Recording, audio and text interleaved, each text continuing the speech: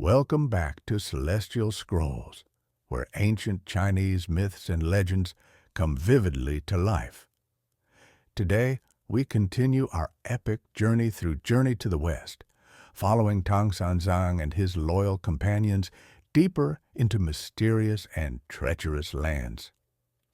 In this thrilling episode 11, Compassion and Caution, our heroes discover a hidden iron gate imprisoning a mysterious being pleading for mercy.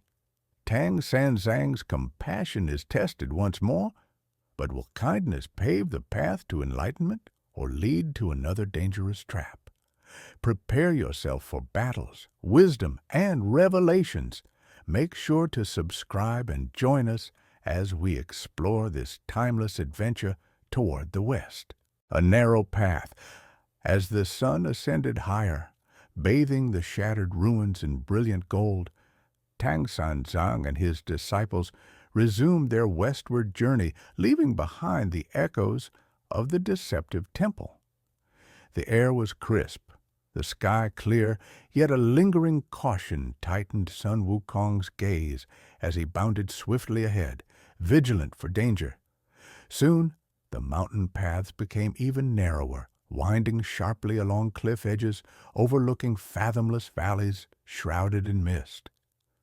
Zhubaje's belly rumbled loudly, his mood souring with every step. "Curse these endless climbs!" Baji muttered bitterly, wiping sweat from his brow. "When do we find a gentle plain and a hearty meal again?" Sha Wujing smiled gently, patting his grumbling brother reassuringly. "Brother Baji, enlightenment demands hardship. Perhaps fewer meals mean purer souls." Baji snorted, unconvinced. "I'd prefer fewer sermons and fuller bellies." The Iron Gate son Wukong, ever restless, stopped abruptly at the head of the group, lifting one hand sharply. "Quiet!" he hissed, eyes narrowing intently. "Something stirs ahead." Before anyone could question him, an abrupt burst of wind ripped through the narrow gorge, scattering loose stones and nearly unseating Tang Sanzang from his horse. Dust cleared to reveal an enormous iron gate carved directly into the mountain face, intricately engraved with monstrous figures and protective glyphs. Tang Sanzang approached cautiously, sensing immense spiritual power radiating from the ancient metal. "Wukong, what lies behind these gates?" Wukong scrutinized the carvings carefully, his expression darkening. "A prison," he replied grimly, "designed by gods to seal away wicked spirits."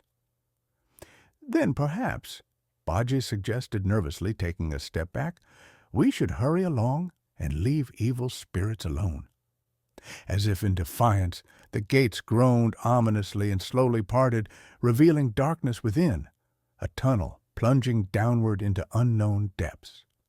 From within echoed a weary, sorrowful voice. A plea from the dark. "Travelers, have mercy! Free me from this unjust prison!" Tang Sanzang frowned compassionately, stepping forward. "Who are you, and why are you imprisoned here?" "A humble deity betrayed," the voice lamented. "Imprisoned by jealous rivals. Release me, and fortune shall favor your journey." Wukong snorted disdainfully. "Master, beware. Evil often disguises itself as innocence." Yet Tang Sanzang, heart always guided by compassion, gazed deep into the gloom, torn by pity. "Wukong, can you discern truth from falsehood here?" Reluctantly, the Monkey King stepped forward, golden eyes piercing the darkness. After a long moment, he growled uneasily. "I see chains of divine fire, indeed imprisoning a powerful being, yet true nature hides behind layers of deceit." "Mercy!" the voice cried urgently. "My torment is eternal, my penance unjust." Tang Sanzang sighed deeply, compassion warring with caution in his heart. "If injustice binds you, it is my duty to help. Wukong, break the chains." Wukong hesitated briefly, suspicion gnawing at him, but obedience overcame doubt.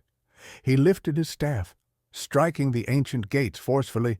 Sparks exploded, chains shattered, and a figure emerged from the smoke.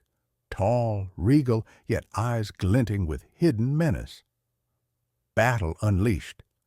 Immediately the figure laughed triumphantly, transforming into a colossal serpent, scales glittering poison green. "Fools! Freedom at last, and vengeance at hand!" Wukong snarled, readying for battle. "I warned you, master! Betrayed again by compassion?" Baji groaned, gripping his rake. The serpent-like demon lunged, spitting venom that scorched the earth. Wukong somersaulted through the air, attacking furiously, golden staff whirling like a tempest.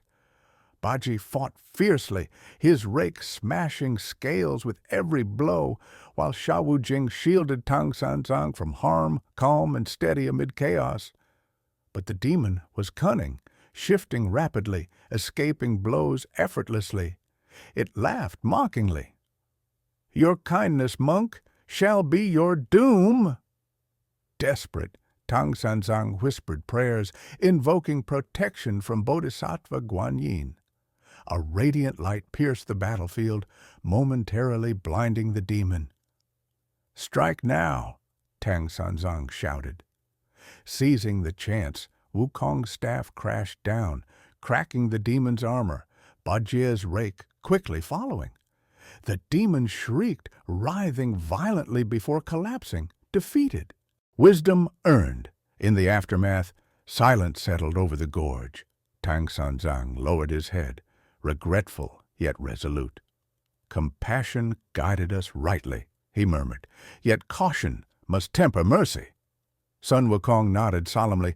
"Forgive my earlier doubts, master." "Your wisdom guides us."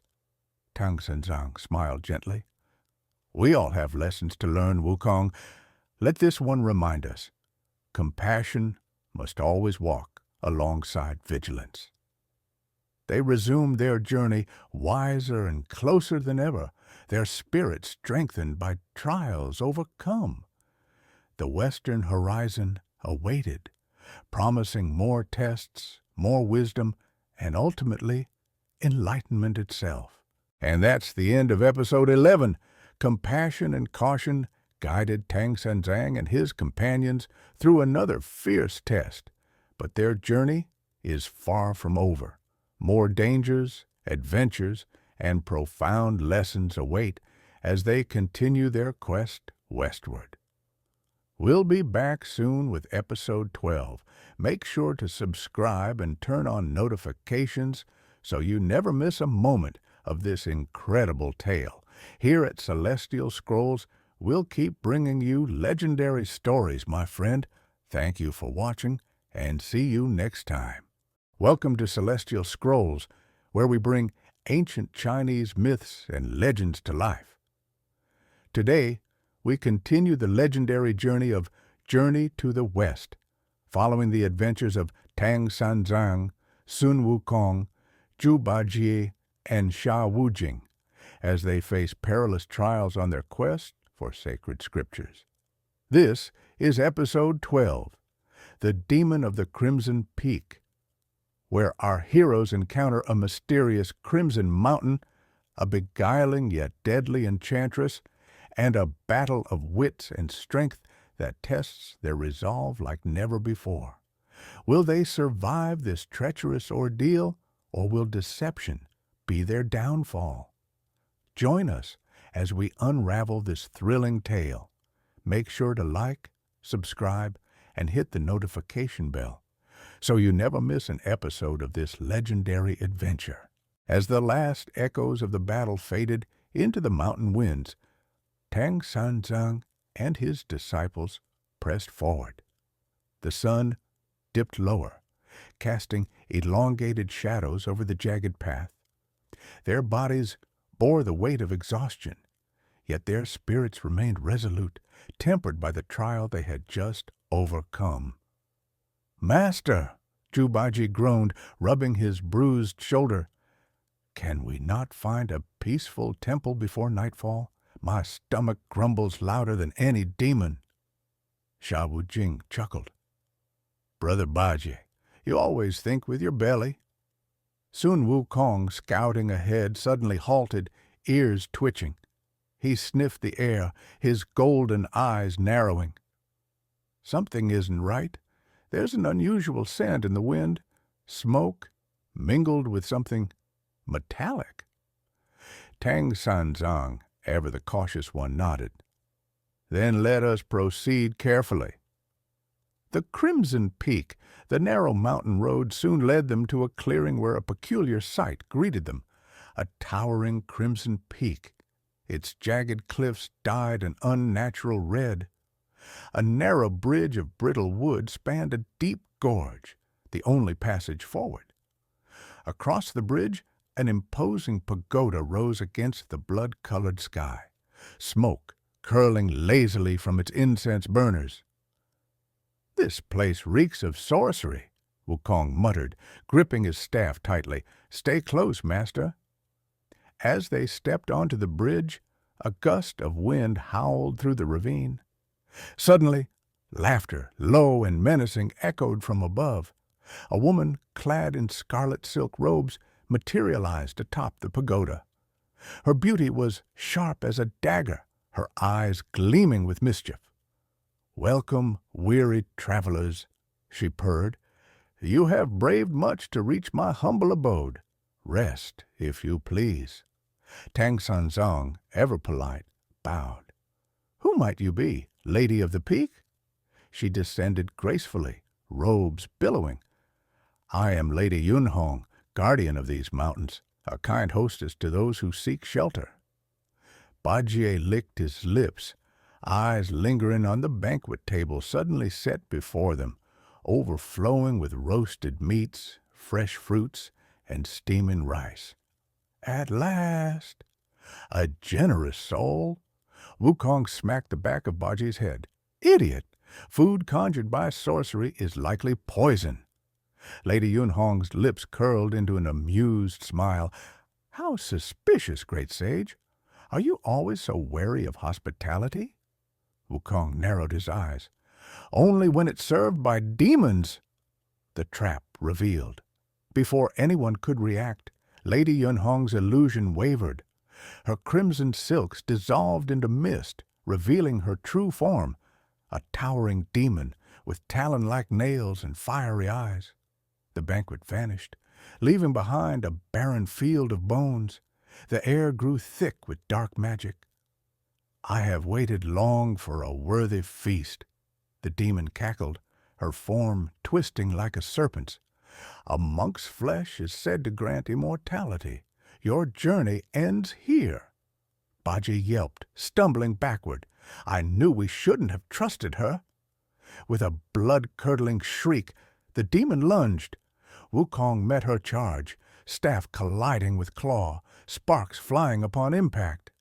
The ground trembled beneath them as they clashed, their battle lighting up the darkening sky.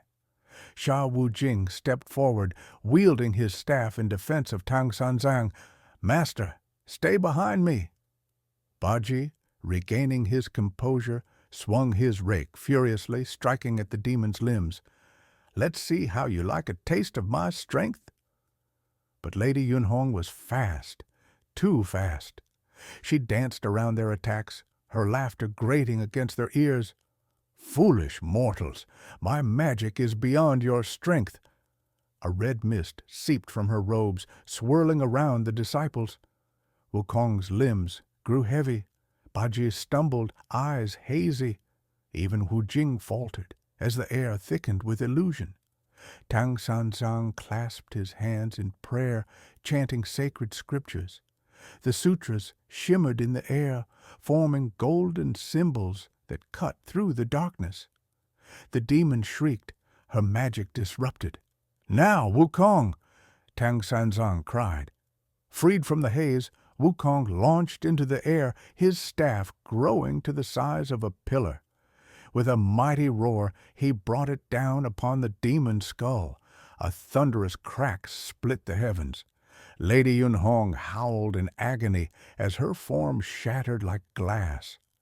The red mist dissipated, revealing the true nature of the peak. Its crimson hue was not of rock, but of blood, the remnants of her past victims, lessons of the journey. As silence settled, Wukong twirled his staff, satisfied. And that is why you never trust a demon in fine robes. Bajie, panting, wiped his brow. Lesson learned, but I do regret losing that feast, illusion or not. Tang Sanzang offered a weary smile. Another trial overcome, another lesson gained. Compassion must be tempered with wisdom, and wisdom with vigilance. Xiao Wujing nodded. Let us continue, master. The road to the west is long. As the sun dipped below the horizon, they pressed on, leaving the cursed peak behind. The path ahead remained uncertain, but their resolve had only strengthened. The journey was far from over, and many more trials awaited. But with each battle, they grew ever closer to enlightenment. The wind whispered along the cliffs, carrying their footsteps westward into the unknown. And that's the end of episode 12. Tang Sanzang and his disciples have overcome yet another deadly trial, but their journey is far from over. More dangers, mysteries, and legendary battles await on the road to the west. We'll be back soon with episode 13, where new challenges arise, and our heroes must once again prove their wisdom and strength. To stay tuned, subscribe, and turn on notifications so you never miss a new episode. Here at Celestial Scrolls, we'll keep bringing you amazing stories from ancient China's greatest legends. Thank you for watching, and see you next time. Welcome to Celestial Scrolls, where we bring ancient Chinese myths and legends to life. Today, we continue the legendary journey to the west, one of the most celebrated tales in Chinese history, filled with magic, wisdom, and epic battles. In this episode, our heroes venture into a mysterious valley where glowing lanterns guide them to what seems like a peaceful village. But not everything is as it appears. As shadows stretch and illusions crumble, Sun Wukong and his companions must battle restless spirits and uncover the dark secrets of Nightfall Valley. This is episode 13, The Enchanted Lanterns of Nightfall Valley, a chilling test of faith, wisdom, and courage. If you love mythical adventures, be sure to subscribe and hit that notification bell so you don't miss a single chapter of this epic journey. As the weary travelers pressed on, the cursed peak shrinking in the distance, the land around them transformed. The jagged cliffs gave way to rolling hills bathed in twilight, and a winding path led them into a deep valley cloaked in mist. The air hummed with an eerie quiet, broken only by the occasional rustling of unseen creatures. We should make camp soon, Tang Sanzang suggested. The road is treacherous at night. Bajie, rubbing his stomach, grinned. Perhaps we'll find another feast, one that won't try to eat us this time. Wukong, ever vigilant, flicked his tail in irritation. Fool! We should remain on guard. This valley reeks of enchantment. As if in response to his words, a soft glow appeared in the distance, followed by another, then another. Dozens of floating lanterns drifted through the mist, illuminating a small village nestled within the valley's embrace. The houses, adorned with vibrant silk banners, exuded warmth and life. A village? Xiao Wujing murmured. Strange for such a remote place. Yet it seems peaceful, Tang Sanzang observed. Let us seek shelter and offer our prayers in gratitude. The village of eternal dusk. As they entered the village, they were greeted by an elderly man with a long silver beard, dressed in flowing robes embroidered with golden patterns. "Welcome, travelers," he said, bowing deeply. You have found Nightfall Valley, a sanctuary for the weary. Come, rest at our humble temple." Tang Sanzang returned the bow. "Many thanks, Venerable One.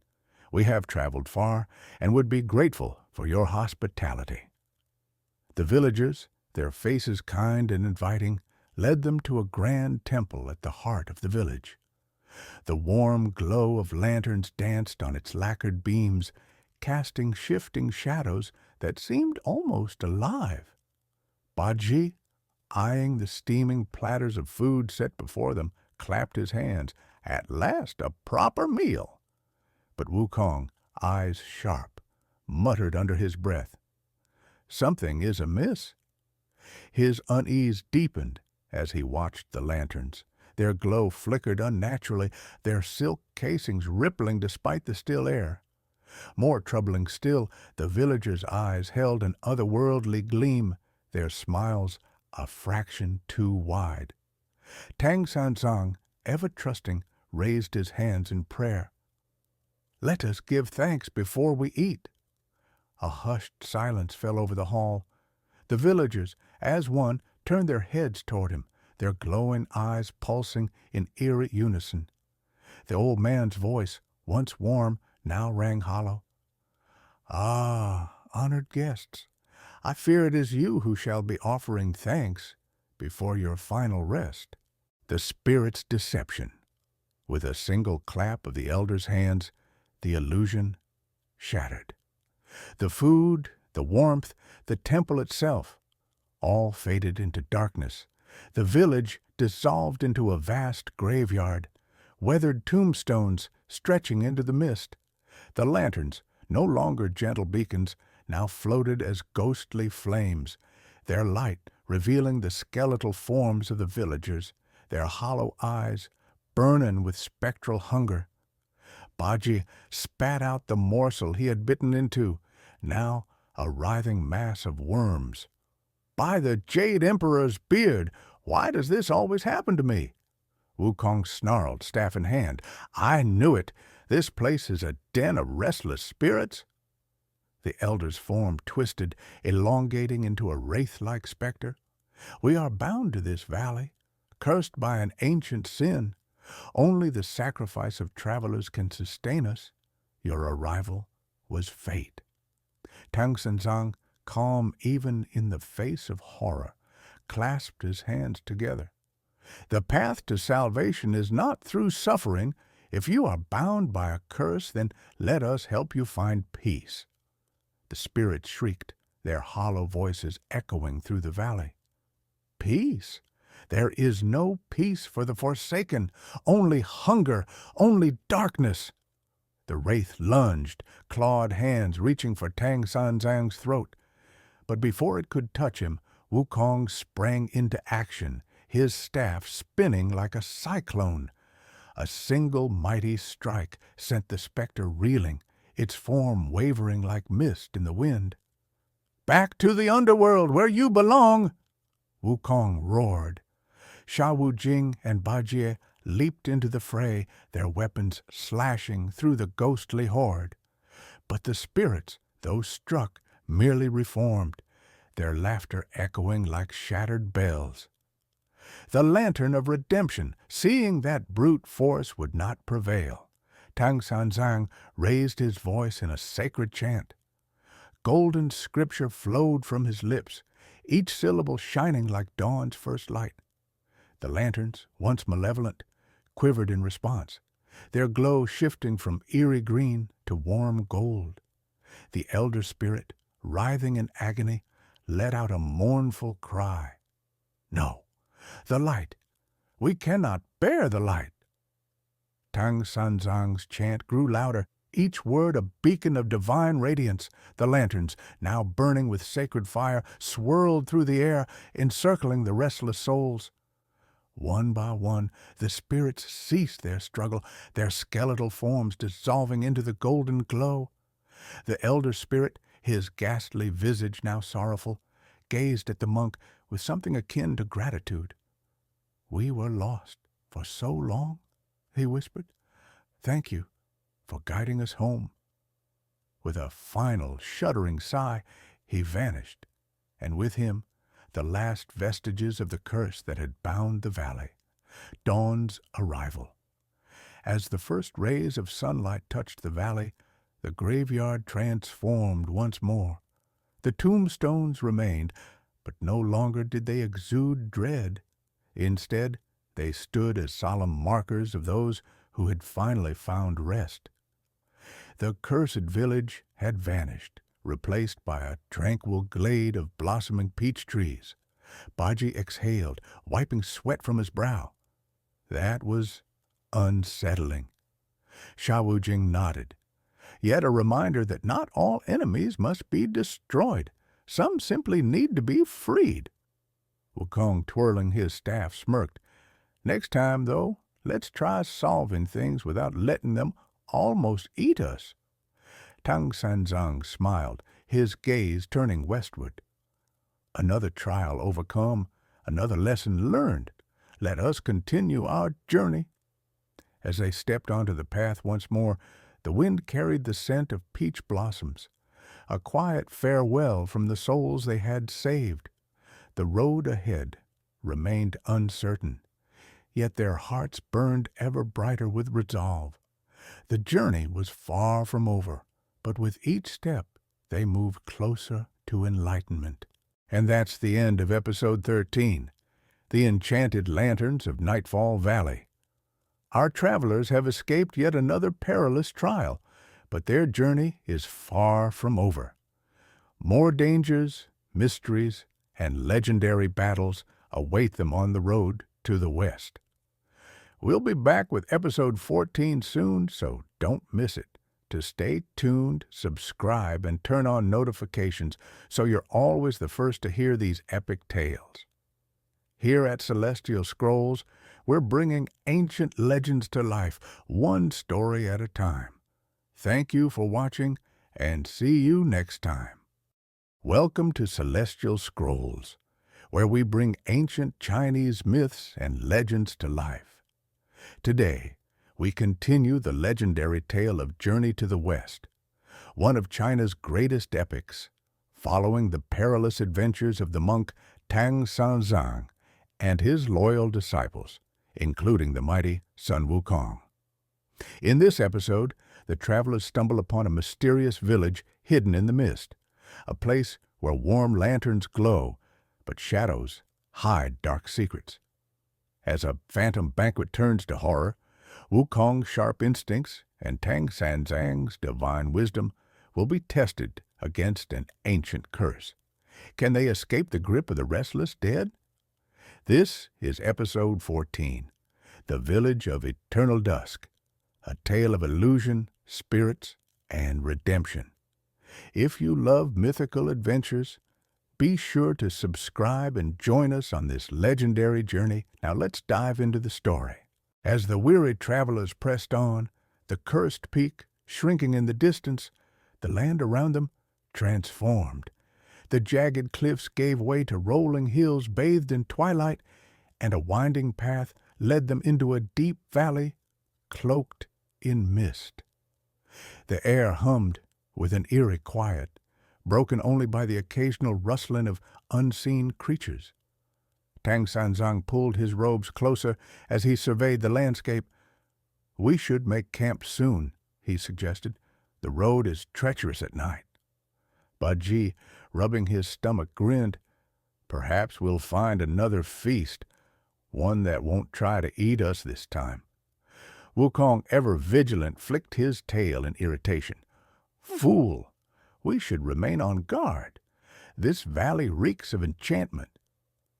As if in response to his words, a soft glow appeared in the distance, followed by another, then another. Dozens of floating lanterns drifted through the mist, illuminating a small village nestled within the valley's embrace. The houses, adorned with vibrant silk banners, exuded warmth and life. Sha Wujing murmured, "A village? Strange for such a remote place." "Yet it seems peaceful," Tang Sanzang observed. "Let us seek shelter and offer our prayers in gratitude." The spirit's deception. The village's entrance was marked by an ornate gate, its red paint faded yet regal. The moment they crossed its threshold, a figure emerged from the mist. A stooped, elderly man with a long silver beard, dressed in flowing robes embroidered with golden patterns. "Welcome, travelers," he said, bowing deeply. "You have found Nightfall Valley, a sanctuary for the weary. Come, rest at our humble temple." Tang Sanzang returned the bow. "Many thanks, Venerable One. We have traveled far and would be grateful for your hospitality." The villagers, their faces kind and inviting, led them to a grand temple at the heart of the village. The warm glow of lanterns danced on its lacquered beams, casting shifting shadows that seemed almost alive. Bajie, eyeing the steaming platters of food set before them, clapped his hands. At last, a proper meal. But Wukong, eyes sharp, muttered under his breath, "Something is amiss." His unease deepened as he watched the lanterns. Their glow flickered unnaturally, their silk casings rippling despite the still air. More troubling still, the villagers' eyes held an otherworldly gleam, their smiles a fraction too wide. Tang Sanzang, ever trusting, raised his hands in prayer. "Let us give thanks before we eat." A hushed silence fell over the hall. The villagers, as one, turned their heads toward him, their glowing eyes pulsing in eerie unison. The old man's voice, once warm, now rang hollow. "Ah, honored guests, I fear it is you who shall be offering thanks before your final rest." The phantom banquet, with a single clap of the elder's hands, the illusion shattered. The food, the warmth, the temple itself, all faded into darkness. The village dissolved into a vast graveyard, weathered tombstones stretching into the mist. The lanterns, no longer gentle beacons, now floated as ghostly flames, their light revealing the skeletal forms of the villagers, their hollow eyes burning with spectral hunger. Baji spat out the morsel he had bitten into, now a writhing mass of worms. "By the Jade Emperor's beard, why does this always happen to me?" Wukong snarled, staff in hand. "I knew it. This place is a den of restless spirits." The elder's form twisted, elongating into a wraith-like specter. "We are bound to this valley cursed by an ancient sin. Only the sacrifice of travelers can sustain us. Your arrival was fate." Tang Sanzang, calm even in the face of horror, clasped his hands together. "The path to salvation is not through suffering. If you are bound by a curse, then let us help you find peace." The spirits shrieked, their hollow voices echoing through the valley. "Peace! There is no peace for the forsaken. Only hunger, only darkness." The wraith lunged, clawed hands reaching for Tang Sanzang's throat. But before it could touch him, Wukong sprang into action, his staff spinning like a cyclone. A single mighty strike sent the specter reeling, its form wavering like mist in the wind. "Back to the underworld where you belong!" Wukong roared. Sha Wujing and Bajie leaped into the fray, their weapons slashing through the ghostly horde. But the spirits, though struck, merely reformed, their laughter echoing like shattered bells. The lantern of redemption, seeing that brute force would not prevail, Tang Sanzang raised his voice in a sacred chant. Golden scripture flowed from his lips, each syllable shining like dawn's first light. The lanterns, once malevolent, quivered in response, their glow shifting from eerie green to warm gold. The elder spirit, writhing in agony, let out a mournful cry. "No, the light! We cannot bear the light!" Tang Sanzang's chant grew louder, each word a beacon of divine radiance. The lanterns, now burning with sacred fire, swirled through the air, encircling the restless souls. One by one, the spirits ceased their struggle, their skeletal forms dissolving into the golden glow. The elder spirit, his ghastly visage now sorrowful, gazed at the monk with something akin to gratitude. "We were lost for so long," he whispered. "Thank you for guiding us home." With a final shuddering sigh, he vanished, and with him the last vestiges of the curse that had bound the valley. Dawn's arrival. As the first rays of sunlight touched the valley, the graveyard transformed once more. The tombstones remained, but no longer did they exude dread. Instead, they stood as solemn markers of those who had finally found rest. The cursed village had vanished, replaced by a tranquil glade of blossoming peach trees. Baji exhaled, wiping sweat from his brow. "That was unsettling." Sha Wujing nodded. "Yet a reminder that not all enemies must be destroyed. Some simply need to be freed." Wukong, twirling his staff, smirked. "Next time, though, let's try solving things without letting them almost eat us." Tang Sanzang smiled, his gaze turning westward. "Another trial overcome, another lesson learned. Let us continue our journey." As they stepped onto the path once more, the wind carried the scent of peach blossoms, a quiet farewell from the souls they had saved. The road ahead remained uncertain, yet their hearts burned ever brighter with resolve. The journey was far from over, but with each step they moved closer to enlightenment. And that's the end of episode 14. Tang Sanzang and his disciples have survived yet another trial, but their journey is far from over. More dangers, mysteries, and legendary battles await them on the road to the west. We'll be back with episode 15 soon, so don't miss it. To stay tuned, subscribe, and turn on notifications so you're always the first to hear these incredible stories. Here at Celestial Scrolls, we'll keep bringing you the wonders of ancient Chinese legends. Thank you for watching, and see you next time. Welcome to Celestial Scrolls, where we bring ancient Chinese myths and legends to life. Today, we continue the legendary tale of Journey to the West, one of China's greatest epics, filled with adventure, mystery, and divine wisdom. In this episode, Tang Sanzang and his disciples venture into a shadowed forest, where whispers warn them to turn back. A lone shrine stands forgotten among the trees, hiding secrets of an ancient curse. As an illusion weaves its web around them, soon Wukong must battle a demon that feeds on fear, while Tang Sanzang faces a trial that tests the very essence of his faith. This is episode 15, The Demon of Whispering Pines, a tale of deception, courage, and the power of enlightenment.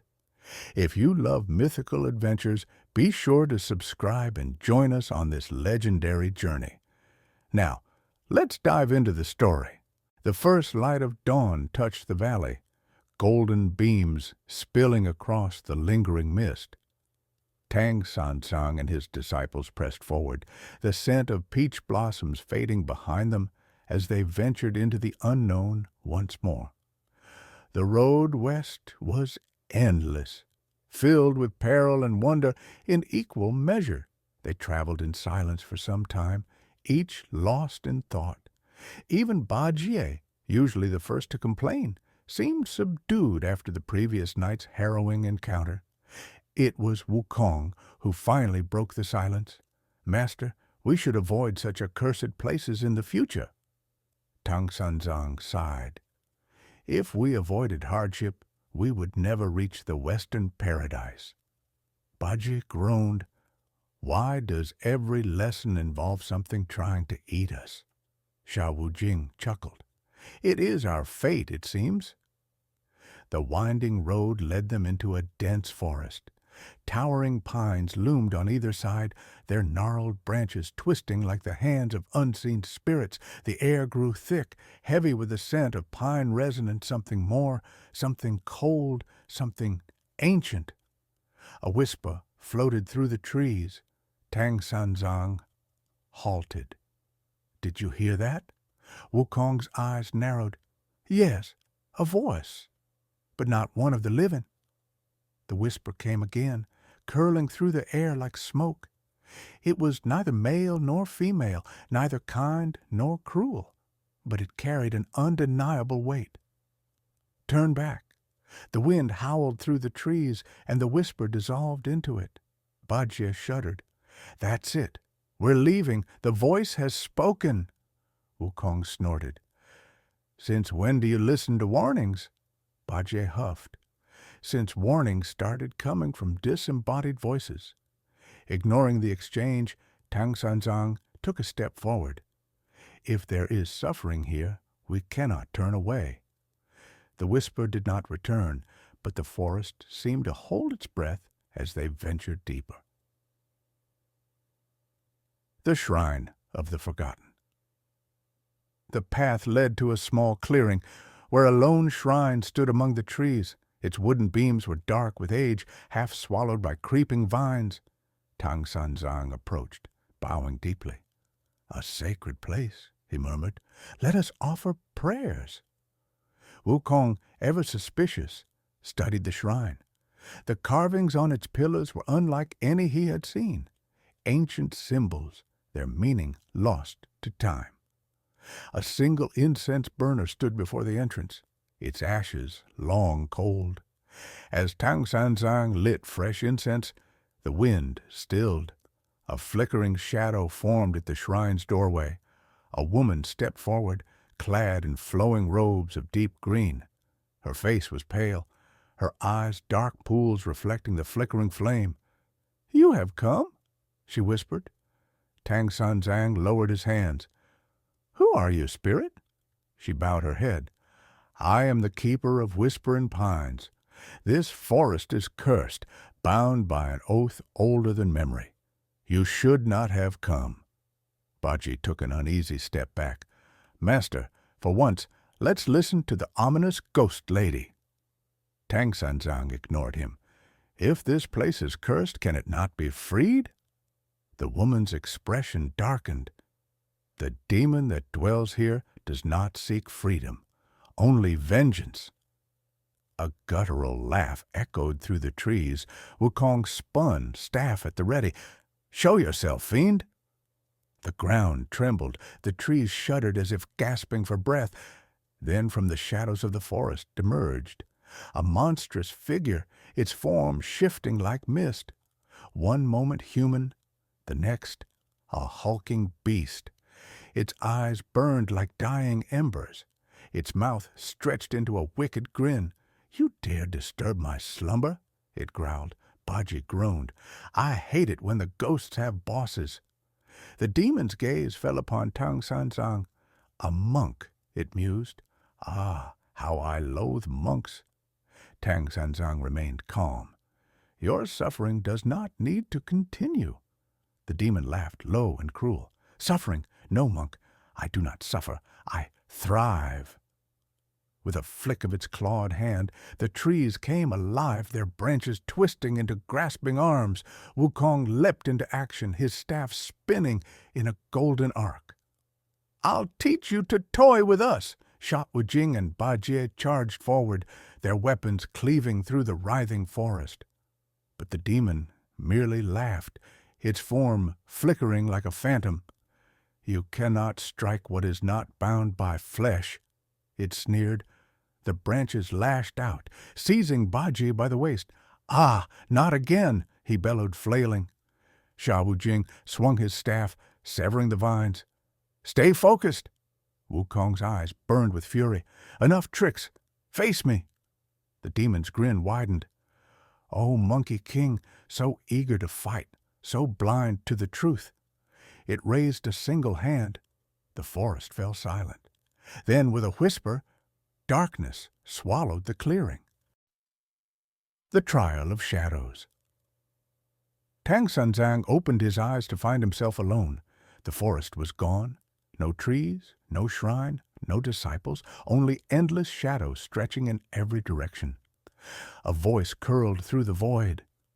Your disciples rely on strength. But you, what will you do, monk, when you are truly alone? Tang Sanzang closed his eyes, steadying his breath. I am never alone.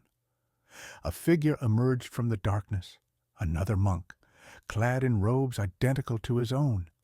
The doppelganger smiled. Are you so certain? Tang Sanzang studied the figure. You are an illusion. The other monk chuckled. Am I? Or am I the truth you refuse to see? Without Wukong's strength, Bajie's resilience, Sha Wujing's loyalty? Who are you? Tang Sanzang did not waver. I am a seeker of wisdom, and I do not fear my own reflection. The doppelganger's smile faded. The shadows trembled. You will not break? It whispered. Tang Sanzang clasped his hands together. The mind is but a lantern. No darkness can snuff its light. A brilliant glow erupted from within him, shattering the illusion. The demon's defeat. Light flooded the forest. Tang Sanzang stood once more in the clearing, his disciples locked in battle. The demon recoiled, its form flickering violently. You, what have you done? It roared. Wukong wasted no time. Enough games! He lunged, staff blazing with golden fire. The demon shrieked as Wukong's strike connected, its form unraveling like smoke in the wind. The woman from the shrine stepped forward, her gaze soft with sorrow. It is done. Tang Sanzang turned to her. You are free. She nodded, a single tear slipping down her cheek. Then, like the mist at dawn, she faded into the light. The forest sighed. The curse was broken. Bajie collapsed onto the ground. Can we have one normal night's rest? Wukong chuckled, twirling his staff. Where's the fun in that? Tang Sanzang smiled, turning toward the path ahead. Come, our journey is far from over. As they walked onward, the wind whispered through the trees, no longer a warning, but a farewell. The road to the west awaited. And that's the end of episode 15. Tang Sanzang and his disciples have overcome yet another trial, but their journey to the west is far from over.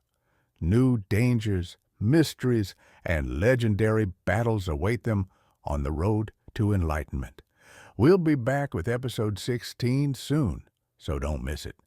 To stay tuned, subscribe, and turn on notifications so you never miss a new video. Here at Celestial Scrolls, we'll keep bringing you the wonders of ancient Chinese legends. Thank you for watching, and see you next time.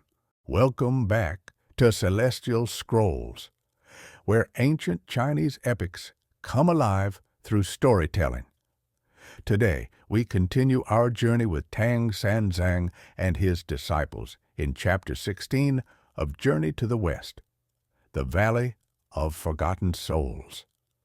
After breaking the curse in the Whispering Pines, our heroes now face an even greater challenge, a valley shrouded in mist, where hundreds of souls have been trapped for centuries. The compassionate Tang Sanzang must perform the sacred ritual of remembrance while discovering the terrible truth about a demon known as the Sorrowmonger.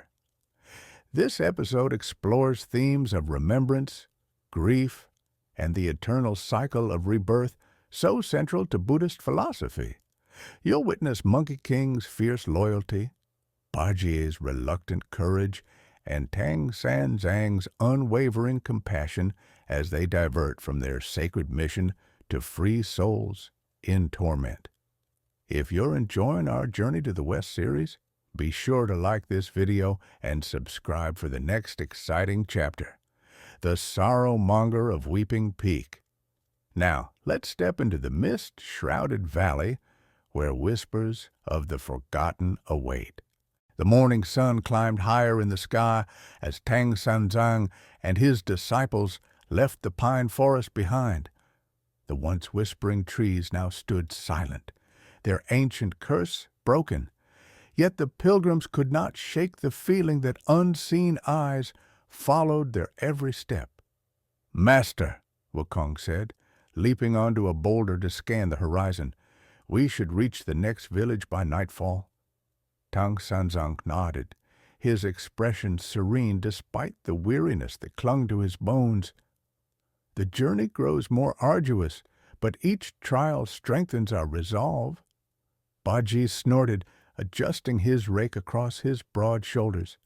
"My resolve would be stronger with a full belly. When did we last enjoy a proper feast?" "Your appetite is endless," Sha Wujing remarked with a gentle smile. "Perhaps your next rebirth will be as a stomach with legs." Their laughter echoed across the valley as the path began to slope downward.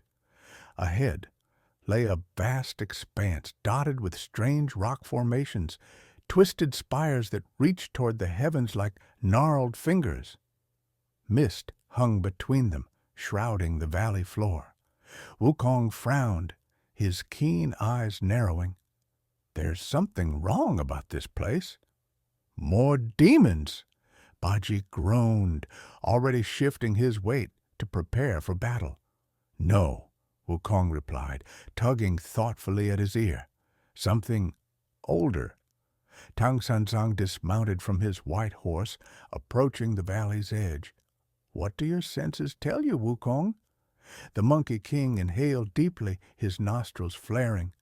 "Sorrow, ancient and heavy, like mountains of grief." The pilgrims stood in silence, gazing down at the misty valley. Even Baji remained quiet, his usual complaints forgotten. "We must proceed," Tang Sanzang finally said. "Our path leads through this valley." Wukong leapt to his master's side. "Let me scout ahead. This fog conceals too much." Before Tang Sanzang could respond, Wukong plucked a hair from his head, blew upon it, and with a cry of "Change!" transformed it into a perfect copy of himself. "Stay with master," he instructed his double, then bounded into the mist with a single leap. The Echoing Ravine. Deep in the valley, Wukong landed atop a jagged pillar of stone. The mist swirled around him, strangely warm against his fur. He strained his ears, listening. At first, there was only silence. Then, a whisper. No, many whispers, countless voices speaking just below the threshold of understanding. They seemed to come from everywhere and nowhere, rising and falling like distant waves. Wukong somersaulted to another pillar, then another, trying to locate the source. The voices grew louder with each leap, though their words remained indecipherable. Finally, he stood before a narrow ravine cut deep into the earth. The voices poured from it like smoke from a brazier. "Show yourselves!" Wukong demanded, his staff glowing golden in his grip. The whispers ceased abruptly. Then a single voice spoke, clear as a temple bell. "We have waited so long for one who can hear us." Wukong circled the ravine cautiously. "Who are you, spirit or demon?" "Neither," came the reply, "and both. We are the Forgotten." The mist coalesced, forming translucent figures that hovered at the edge of visibility, men and women in ancient garb, their faces drawn with sorrow. "What do you want?" Wukong demanded. A figure stepped forward, an old man with a long beard that faded into mist. "Justice," he whispered. "Remember us." Wukong's fur bristled. These were no ordinary spirits. "I'll return with my master. He will know how to help you find peace." The old man bowed, already dissolving back into the mist. "Hurry, Monkey King. Time grows short even for the dead." With a single bound, Wukong leapt back through the valley, unease settling in his heart. The Tale of Sorrow. Souls, Tang Sanzang murmured when Wukong finished his report. Souls trapped between realms. The pilgrims had made camp at the valley's edge, unwilling to venture into the mist without understanding what awaited them. But what keeps them bound to this place? Xiao Wujing wondered, stoking their small fire. Spirits should pass to judgment after death. Bajie shuffled uncomfortably. In my experience, those who linger usually seek vengeance. Tang Sanzang shook his head. Not all souls remain due to hatred. Some stay because of unfinished duties or injustices that were never addressed. The old spirit mentioned justice, Wukong said, perched atop his staff. And remembrance. A soft breeze stirred the campfire, carrying the scent of incense, though none burned. Tang Sanzang stiffened, his eyes growing distant. Master? Xiao Wujing leaned forward in concern. They're reaching out, Tang Sanzang whispered. His hands moved of their own accord, fingers tracing symbols in the air. They wished to share their story. The campfire flared suddenly, its flames stretching impossibly high. Within the dancing light, images began to form. A village nestled among the stone pillars, people working, living, laughing, children playing beneath flowering trees. Then darkness, a horde of demons descending upon the village, screams, blood, fire consuming everything. The flames dimmed, revealing the aftermath. Bodies scattered across the valley floor. A single demon standing amid the carnage, drinking in the suffering like wine. The sorrow monger, Tang Sanzang said, his voice hollow. A demon that feeds on grief. The fire returned to normal, leaving the pilgrims in shocked silence. It consumed their lives, Tang Sanzang continued, but found their suffering so exquisite that it bound their souls to this place, feeding on their eternal sorrow. Bajie shuddered. Where is this demon now? Gone, Wukong replied grimly. The spirits didn't mention it. Perhaps it left to find new victims after exhausting these souls. Tang Sanzang rose, his decision made. We must help them find peace. How? Xiao Wujing asked. If the demon that bound them is gone, the binding remains, Tang Sanzang said. We must sever it and allow these souls to find their rightful place in the next world. Bajie groaned. Why is it never as simple as just walking through? The ritual of remembrance dawn broke gray and somber over the valley of forgotten souls. The pilgrims descended into the mist, Tang Sanzang leading the way with steady steps. Wukong bounded ahead, guiding them toward the ravine where the spirits had appeared. As they walked, the mist clung to them like wet silk. Whispers surrounded them, growing louder with each step. They know we've come to help, Tang Sanzang said softly. Bajie kept his rake ready. Or they're preparing to welcome us permanently. Wukong shot him a glare. These aren't demons, idiot. They're victims. Even victims can become dangerous when trapped long enough, Bajie muttered.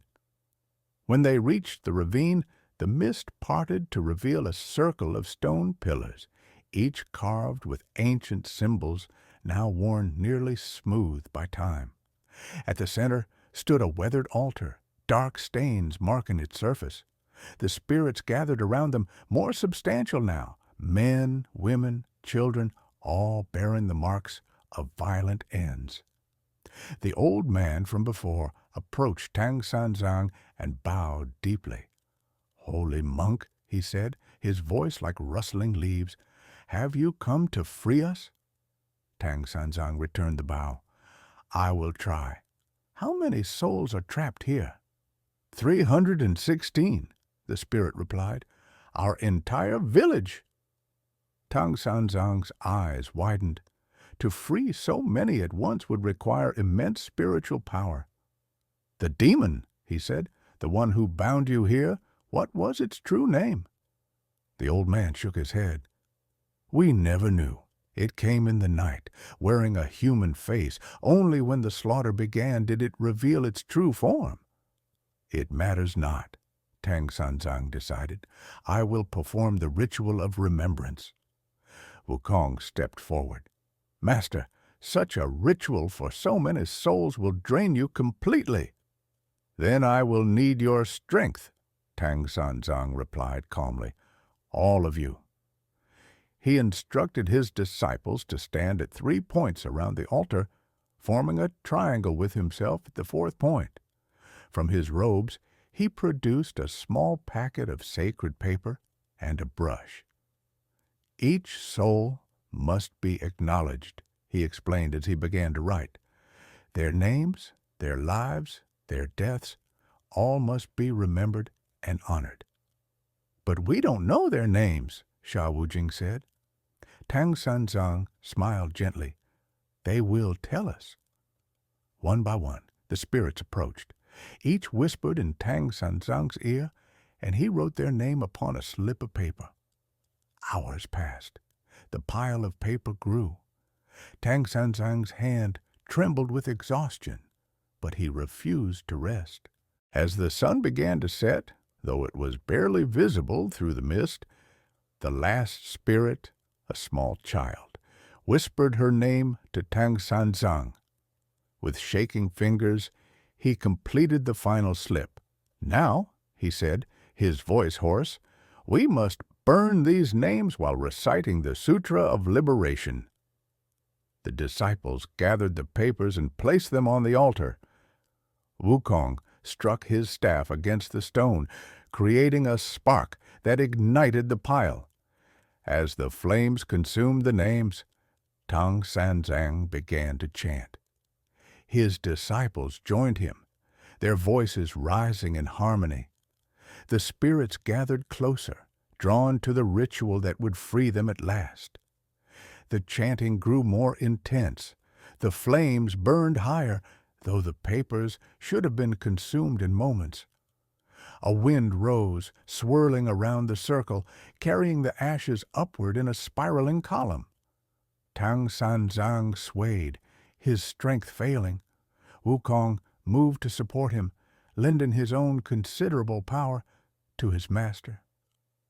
"Almost done," Tang Sanzang whispered. "The final verse." As the last words left his lips, the wind became a tempest. The spirits began to glow, their forms becoming brighter, more solid, as if returning to life for one brief moment. The old man approached Tang Sanzang one last time. "Thank you," he said, his voice strong and clear. "We can finally rest." One by one, the spirits rose into the air, their faces peaceful at last. They ascended in a great column of light, 316 souls finding their way to judgment and, hopefully, rebirth. When the last spirit had vanished, Tang Sanzang collapsed to his knees. Wukong and Sha Wujing rushed to his side while Bajie stood guard, ever watchful for treachery. "It is done," Tang Sanzang murmured. "They are free." The mist that had shrouded the valley began to dissipate, revealing a landscape of stark beauty. The stone pillars stood like silent sentinels under the emerging stars. "Look," Sha Wujing said, pointing. Where the village had once stood, flowers now bloomed, vivid blue blossoms that seemed to glow in the gathering darkness. "Soul flowers," Tang Sanzang said with a smile. "They grow where spirits find peace." Wukong helped his master to his feet. "We should rest here tonight. You've spent too much energy." For once, Tang Sanzang did not argue. The ritual had drained him completely, but the sight of those flowers brought him more joy than any rest could provide. The lingering shadow. That night, while his disciples slept around the dying campfire, Tang Sanzang sat in meditation. Though his body craved rest, his spirit remained restless. A soft voice broke his concentration. "Holy monk!" Tang Sanzang opened his eyes to find a single spirit before him, a woman of middle years, her form more substantial than the others had been. "You did not ascend with the others," Tang Sanzang observed. The spirit nodded. "I could not. My task is unfinished." "What keeps you bound to this world?" The woman's eyes darkened. "The sorrow-monger still exists. It left our valley centuries ago, but continues its foul work elsewhere." Tang Sanzang's heart grew heavy. "Where?" "It travels from place to place, feeding on grief and binding souls.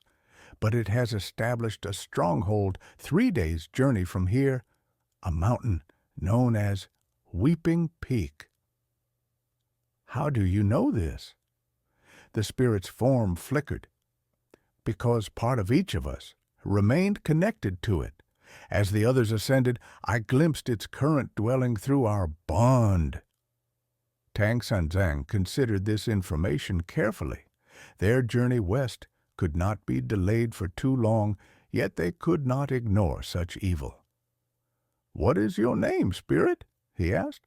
"Lin Mei," she replied. "I was the healer of our village." "Then your compassion keeps you here, even now?" Tang Sanzang bowed his head. "We will investigate this demon.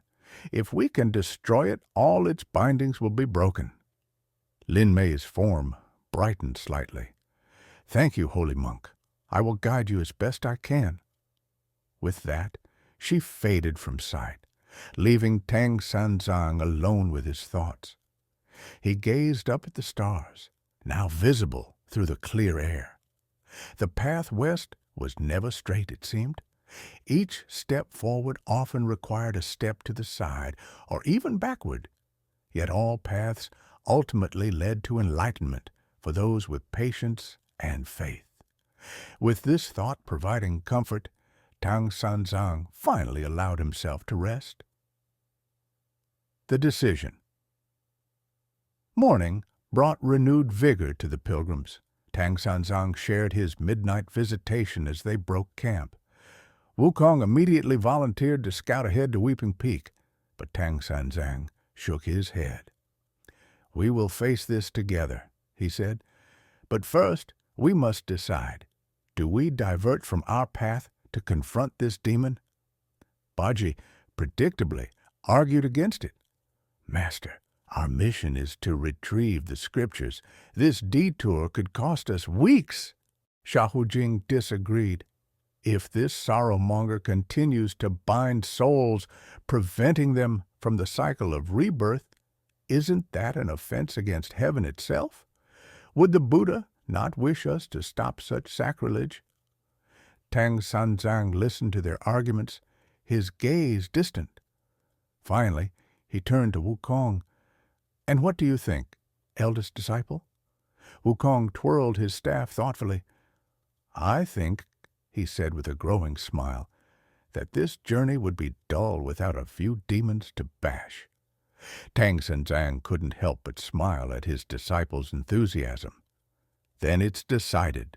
We head for Weeping Peak. If Lin Mei is correct, a great evil awaits us there." Baji sighed dramatically but didn't protest further.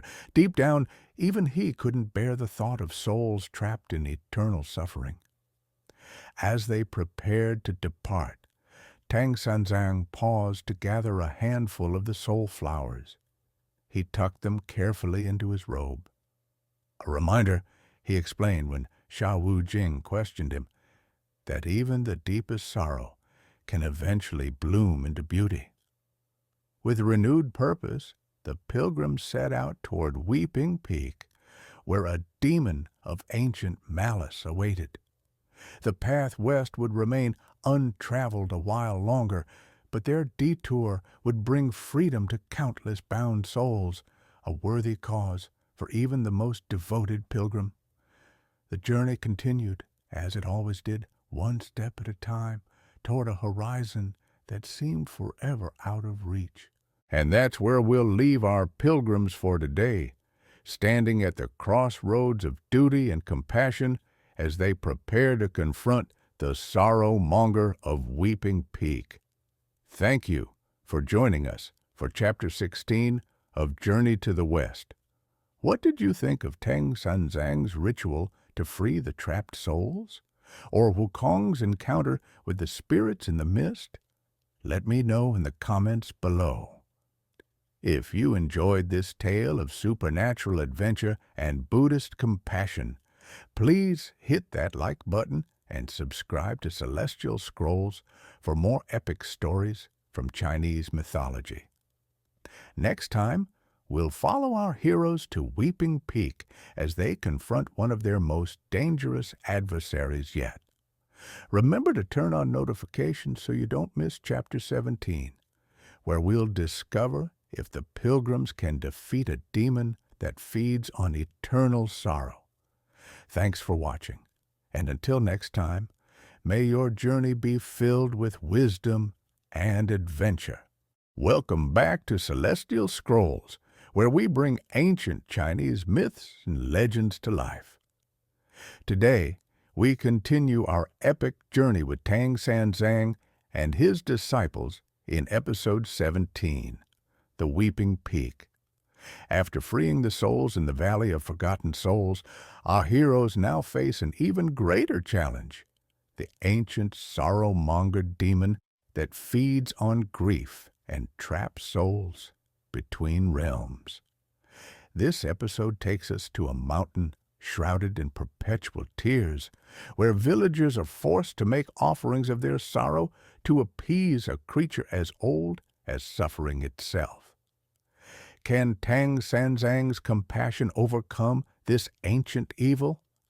Will Monkey King's strength be enough against an enemy that feeds on emotion rather than flesh? Join us for this emotional chapter that explores the nature of grief, liberation, and the power of transformation. If you're enjoying our Journey to the West series, hit that subscribe button and join us on this legendary pilgrimage to the Western Heaven. Far's the path to sorrow. 3 days had passed since Tang Sanzang and his disciples left the Valley of Forgotten Souls. The blooming field of soul flowers grew distant in their memories as they journeyed toward Weeping Peak, guided by the spirit of Lin Mei, who appeared each evening to ensure they remained on course. "We will reach the mountain by nightfall," Wukong announced, landing beside his master after scouting ahead. He adjusted his tiger skin kilt and narrowed his fiery eyes toward the horizon. "The locals call it Weeping Peak because mist constantly flows from its summit like endless tears." Tang Sanzang nodded solemnly. The soul flowers he had collected remained fresh in his sleeve, their gentle blue glow occasionally visible through the fabric. "The sorrow of trapped souls manifests in many ways," he said quietly. Baji trudged along, his rake dragging furrows in the dirt path. "Master, I've been thinking." "A dangerous pastime for you," Wukong interjected with a mischievous grin. Baji ignored him. "If this sorrow-monger feeds on grief, wouldn't it sense our approach? Especially yours, Master, given your spiritual power." Sha Wujing adjusted the burden on his shoulders. "Baji raises a fair point. We may be walking into a trap." Tang Sanzang dismounted from his white horse and gathered his disciples around him. "The demon may indeed sense our approach, but remember, it feeds on sorrow, not joy." From his sleeve, he withdrew one of the soul flowers. Its blue petals pulsed with gentle light. "We will carry these as protection. They are born from the peace found after suffering and represent the triumph of liberation. Such energy is poison to a creature that thrives on eternal grief." Wukong accepted a flower, tucking it behind his ear with unusual care. A clever strategy, Master, but I'd still prefer to bash its head in with my staff. Violence alone cannot defeat this enemy, Tang Sanzang cautioned. The sorrow-monger has existed for centuries, feeding on the most powerful of human emotions. We must be vigilant and unified in purpose.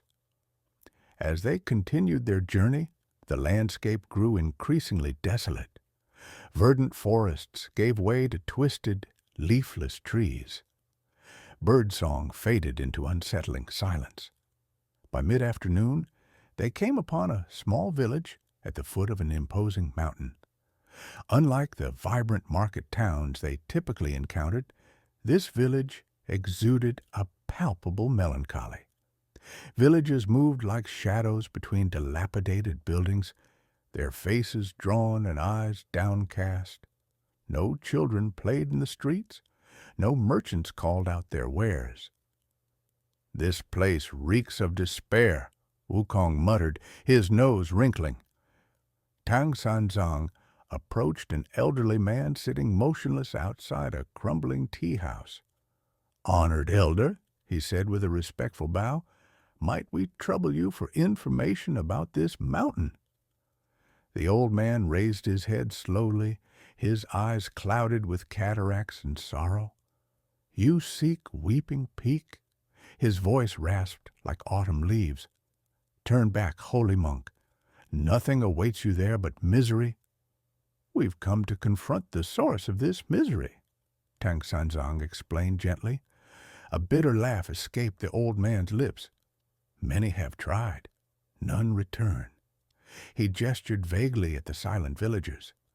"We who live in its shadow have learned to survive by offering it what it desires." Bajie stepped forward, his small eyes narrowing with suspicion. "And what exactly do you offer it?" The old man's gaze dropped to the dirt. "Our grief. Each month, one family must journey to the peak to remember." "To remember what?" Sha Wujing asked. "Whatever brings them the most pain." The old man's hands trembled. "Lost children, failed harvests, betrayed loves. The demon feeds on the fresh anguish of remembrance."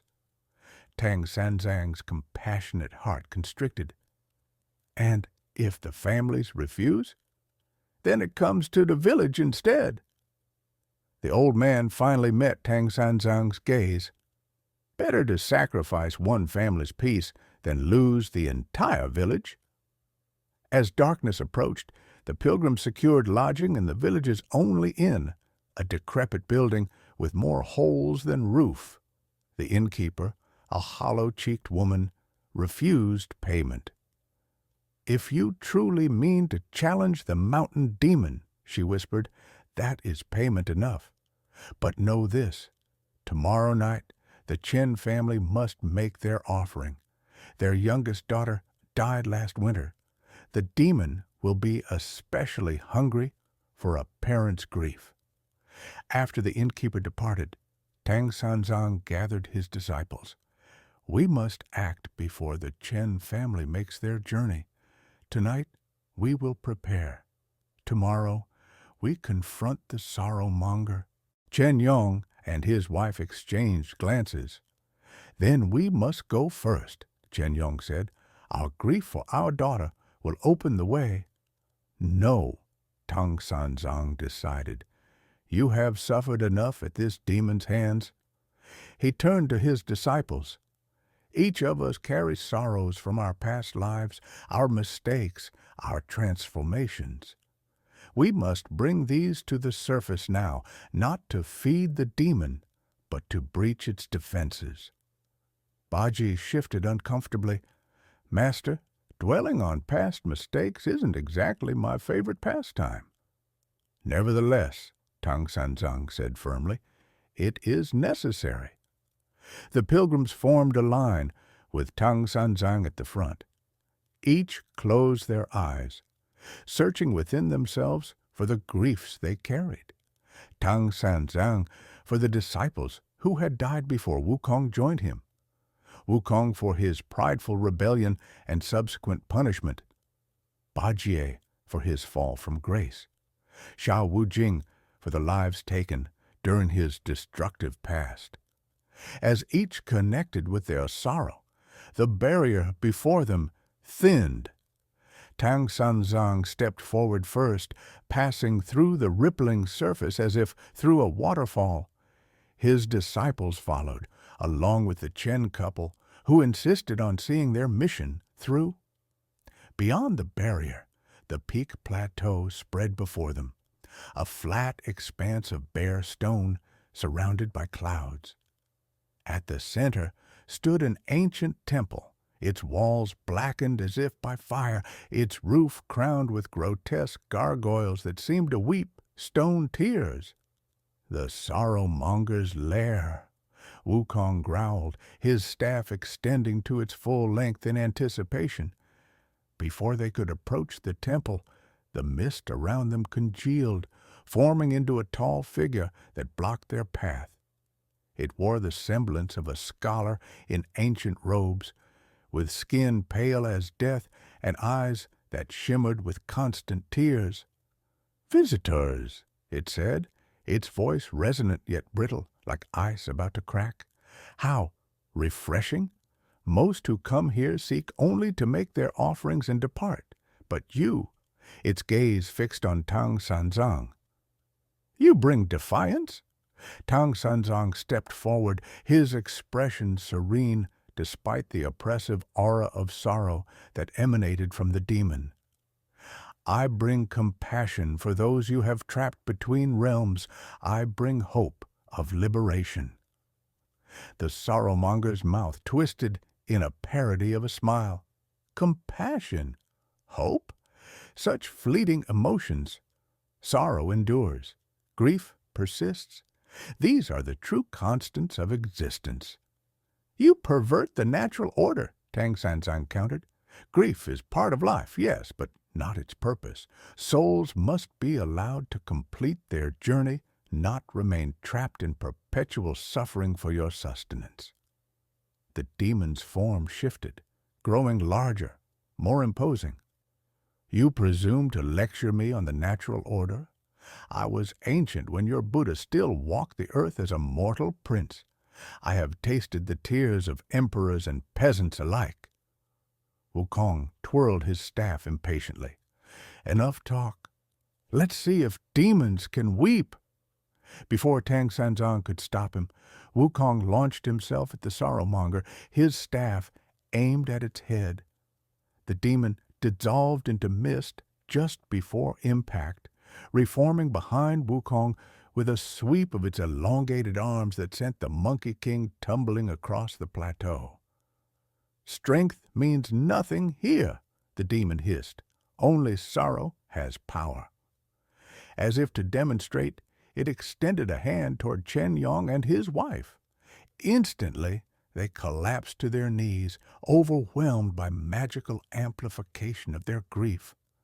Tears poured from their eyes, forming rivulets that flowed toward the demon's feet, where they were absorbed like water into parched soil. "Stop!" Tang Sanzang commanded, his voice carrying surprising authority. To everyone's amazement, the demon froze, momentarily startled by the power in the monk's tone. Tang Sanzang withdrew the final soul flower from his robe. It pulsed with blue light, causing the demon to shrink back. "You feed on trapped emotions, memories forever cycling through pain without resolution. But true liberation comes from accepting loss and finding peace despite it." The sorrowmonger hissed, its scholarly appearance melting away to reveal a more grotesque form. Gaunt limbs, elongated fingers, a mouth that split its face in a perpetual wail. "Peace is a lie mortals tell themselves. There is only brief respite between sufferings." Tang Sanzang remained unmoved. "Then how do you explain this?" He held the soul flower higher. "Born from the very souls you trapped for centuries, it represents their final triumph, finding peace despite your best efforts to keep them in torment." The demon lunged forward, attempting to snatch the flower, but Bajie and Xiao Wujing moved to protect their master. Wukong, recovered from his tumble, rejoined the group, his staff at the ready. Tang Sanzang addressed his disciples. Physical attacks alone cannot defeat this enemy. We must strike at its essence. Bajie, Wujing helped the Chen couple, Wukong with me. The liberation. While Bajie and Xiao Wujing led the Chen couple to safety behind a rock formation, Tang Sanzang and Wukong faced the sorrowmonger. The demon's form continued to shift between its scholarly disguise and its true monstrous appearance, as if struggling to maintain its preferred facade. "What's your plan, master?" Wukong asked, staff still gripped tightly. "The Temple of Sorrows," Tang Sanzang replied, nodding toward the blackened structure. "It's the anchor for the demon's power, the nexus where all the grief it harvests is stored and converted to magical energy." Wukong grinned. "So we destroy the temple?" "Not exactly," Tang Sanzang corrected. "We must purify it. Violence would only feed the cycle of suffering."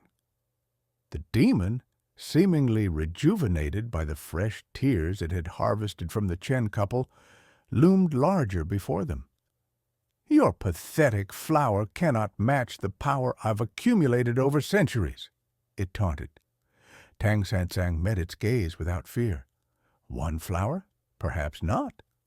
But the essence it represents, the potential for peace after suffering, that power has no limit." He turned to Wukong. "Create a diversion. I need to reach the temple." With a whoop of delight, Wukong leapt into action. He plucked 3 hairs from his head, blew upon them, and with a cry of "Change!" transformed them into 3 perfect copies of himself. The 4 monkey kings surrounded the demon, their golden staffs twirling in perfect synchronization. "Over here, tear-drinker," they taunted in unison. The sorrowmonger roared in frustration, its form expanding into a swirling vortex of mist that lashed out at the multiple Wukongs. While the demon was distracted, Tang Sanzang sprinted toward the temple, the soul flower clutched to his chest. The temple entrance yawned before him like a mouth, dark, forbidding, radiating cold that chilled the soul rather than the body. Tang Sanzang hesitated at the threshold, feeling waves of concentrated sorrow washing over him. For a moment, his own griefs threatened to overwhelm him. The deaths of past disciples, the burdens of his sacred mission, the weight of compassion for all suffering beings. "Master!" Bajie's voice cut through his momentary paralysis. The pig disciple had followed him, rake at the ready. "You can't enter alone. The sorrow within might be too much, even for you." Tang Sanzang nodded gratefully. "Together, then." They entered the Temple of Sorrows side by side. Inside, the air was thick with accumulated grief. Centuries of tears, wails, and lamentations made manifest. Along the walls stood urns of various sizes, each glowing with a sickly blue light. Captured sorrows, Tang Sanzang realized aloud. Each vessel contains the grief of those who came to make offerings. Bajie approached one of the urns cautiously. "What do we do with them?" "They must be released," Tang Sanzang replied. "Not destroyed, but transformed, just as the souls in the Valley of Forgotten Souls found peace through acknowledgement and remembrance." At the center of the temple stood an altar of black stone. Upon it rested a single object, a crystal bowl filled with what appeared to be luminescent tears. This, Tang Sanzang intuited, was the heart of the sorrowmonger's power, the repository of its most potent, harvested emotions. Outside, The sounds of battle continued as Wukong and his copies fought to contain the demon. Sha Wujing's voice occasionally joined the fray, suggesting he too had entered the conflict. Tang Sanzang approached the altar, the soul flower still cradled in his hands. As he neared the crystal bowl, the flower pulsed more vigorously, as if recognizing its opposition. "Stand back," he warned Baji, then gently placed the soul flower into the bowl of tears. The effect was immediate and dramatic. Light exploded from the point of contact, the pure blue of the flower meeting the sickly luminescence of captured sorrow. The bowl began to vibrate, then crack, as the two opposing forces contested for dominance. Outside, the sorrowmonger unleashed a wail that shook the very mountain. "What are you doing?" it shrieked, suddenly abandoning its fight with Wukong to surge toward the temple. Tang Sanzang raised his hands and began to chant, not the Heart Sutra or the traditional Buddhist prayers, but a newer incantation that formed spontaneously in his mind, words of compassion specifically crafted for this moment of liberation. Grief acknowledged finds its peace. Tears shed cleanse the heart. Memory honored frees the soul. Sorrow transformed becomes wisdom. The crystal bowl shattered, releasing a fountain of light that rose to the temple ceiling and beyond. The urns along the walls began to crack one by one, each releasing wisps of blue energy that joined the central column. The sorrowmonger reached the temple entrance just as the transformation reached its peak. It howled in fury and desperation, its form beginning to dissolve as its centuries of accumulated power underwent a fundamental change. "This is not defeat," Tang Sanzang called to the demon, his voice firm but not unkind. "This is evolution. Even you may find a more harmonious existence if you accept the natural cycle of emotions." The demon clawed at the temple doorway, its form increasingly insubstantial. "I am sorrow," it wailed. "Without me, how will mortals know the depth of their attachments?" "Sorrow will always exist," Tang Sanzang acknowledged, "but not as a parasite feeding on endless suffering. Return to your true nature, a natural part of life's cycle, not its cruel manipulator." The column of light expanded outward, engulfing the temple, the plateau, and eventually the entire mountain. Within it, Tang Sanzang glimpsed hundreds of trapped souls rising like lanterns into the sky, finally freed from their bonds. The Chen couple, emerging from their shelter, watched in wonder as their daughter's spirit briefly materialized before them, not weeping now, but smiling in peaceful farewell before joining the ascending souls. When the light finally faded, the blackened temple had transformed. Its walls gleamed white in the morning sun that somehow broke through the perpetual mist. The grotesque gargoyles had become serene bodhisattva figures, their hands extended in blessing rather than supplication. Of the sorrowmonger, only a small wisp of grayish mist remained, hovering uncertainly before Tang Sanzang. "What remains is your essence," the monk explained gently, "pure sorrow without malice or hunger. Find your place in the natural order." The wisp shuddered, then dispersed into the mountain air, indistinguishable from the morning mist that now appeared cleansing rather than oppressive. Baji emerged from the transformed temple, looking somewhat bewildered by the thorough nature of their victory. "Is it truly gone, master?" Tang Sanzang nodded. "Its corrupt form is gone. What remains will no longer trap souls or feed on grief. Weeping Peak will weep no more, at least not tears of eternal sorrow. Wukong bounded up, reabsorbing his hair clones with a satisfied grin. Well, that was almost disappointing. I barely got to use my staff. Not every battle is won through combat, Tang Sanzang reminded him. Sometimes transformation achieves what destruction cannot. They descended the mountain together, joined by the Chen couple whose faces now showed the beginnings of healing. Grief still present, but no longer all-consuming. Word of their victory spread quickly through the village.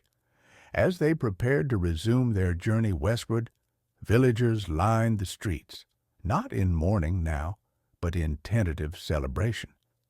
The innkeeper, who had refused payment, now pressed gifts upon them for the road ahead. For generations we lived under the mountain's shadow, she told Tang Sanzang. Now we must learn to live in the light again. Tang Sanzang blessed the village before they departed, leaving them with guidance for establishing a small shrine of remembrance, not to feed sorrow, but to honor it as part of life's journey before moving forward. As the pilgrims continued their westward path, leaving Weeping Peak behind, Xiao Wujing asked the question that had been in all their minds. Master, will all our detours be so significant? Tang Sanzang smiled, the wisdom of recent experiences evident in his serene expression. The path to enlightenment is rarely straight, Wujing. Each seeming detour teaches us something essential for the journey ahead. And what did we learn from this particular detour? Baji grumbled, though his tone lacked its usual petulance. Tang Sanzang considered this as his white horse carried him steadily forward. That sorrow, like all emotions, serves a purpose when it flows naturally through us. It is only when we become trapped in any single state, be it grief or even joy, that suffering truly takes hold. Wukong, balancing atop his cloud-walking staff, nodded sagely, and perhaps that sometimes the most fearsome demons aren't those with fangs and claws, but those that exploit our most human vulnerabilities. Precisely, Tang Sanzang agreed. Now, let us continue westward. The scriptures await, and our journey has only begun. As they crested a hill, the setting sun bathed them in golden light. Behind them, barely visible in the distance, Weeping Peak stood transformed, no longer shrouded in perpetual mist, but clear against the evening sky, its silhouette reminiscent of a seated Buddha in peaceful meditation. The pilgrims faced forward once more, their steps carrying them ever westward on their sacred mission. The path would bring more trials, more demons, more lessons, but for now they walked in harmony. Four unlikely companions, united in purpose and strengthened by their shared triumph over sorrow's darkest manifestation. And that's the end of episode 17. The sorrow-monger has been defeated, and the souls of Weeping Peak have finally found peace. But our pilgrim's journey west is far from over, and new challenges await on the horizon. We'll be back with episode 18 soon, where Tang Sanzang and his disciples will face even more extraordinary trials on their sacred mission. Can't wait to have you join us for the next adventure. If you enjoyed this tale of transformation and liberation, hit that like button and subscribe to Celestial Scrolls. Turn on notifications so you never miss a new chapter in this epic journey. Have thoughts about the sorrow-monger or predictions for what comes next? Share them in the comments below. Here at Celestial Scrolls, we'll keep bringing these timeless Chinese legends to life just for you, my friend. Thank you for watching. and see you next time on our journey to the Western Heaven. Today, we continue our journey to the West Saga with Episode 18, The Monastery of Silent Bells. After their triumph at Weeping Peak, Tang Sanzang and his disciples encounter a mysterious monastery where sound itself can tear open gateways between worlds. When 17 sacred bells are stolen by a demon intent on creating chaos, our heroes must navigate crystal caverns in complete silence to recover them. Watch as Monkey King's cleverness, Sha Wujing's strength, and even Bajie's wisdom shine in this test of harmony versus discord. If you've been enjoying our journey westward, hit that subscribe button and ring the notification bell, though perhaps more quietly, after watching this episode. Let's dive into another extraordinary chapter of this legendary pilgrimage. As the pilgrims journeyed further westward, the transformed silhouette of Weeping Peak gradually disappeared behind them. The mountain, once shrouded in perpetual mist and sorrow, now stood clear against the sky like a Buddha in meditation, a testament to their victory over the sorrow-monger demon. Tang Sanzang rode in contemplative silence upon his white horse. The soul flowers they had gathered in the Valley of Forgotten Souls had served their purpose well, bringing liberation to countless trapped spirits. Yet the monk couldn't help but wonder what other challenges awaited them on their sacred quest for the scriptures. "Master," Wukong called, landing gracefully beside the traveling party after one of his cloud scouting expeditions. There's a vast forest ahead, stretching for miles. Beyond it lies a mountain range with what appears to be a monastery near its base. A monastery? Tang Sanzang's expression brightened. Perhaps we can find shelter there for the night and seek guidance from fellow devotees of Buddha. Bajie, who had been trudging along with his 9-toothed rake slung over one shoulder, perked up at this news. With any luck, they'll have a proper kitchen. I've been dreaming of a feast since we left that gloomy village.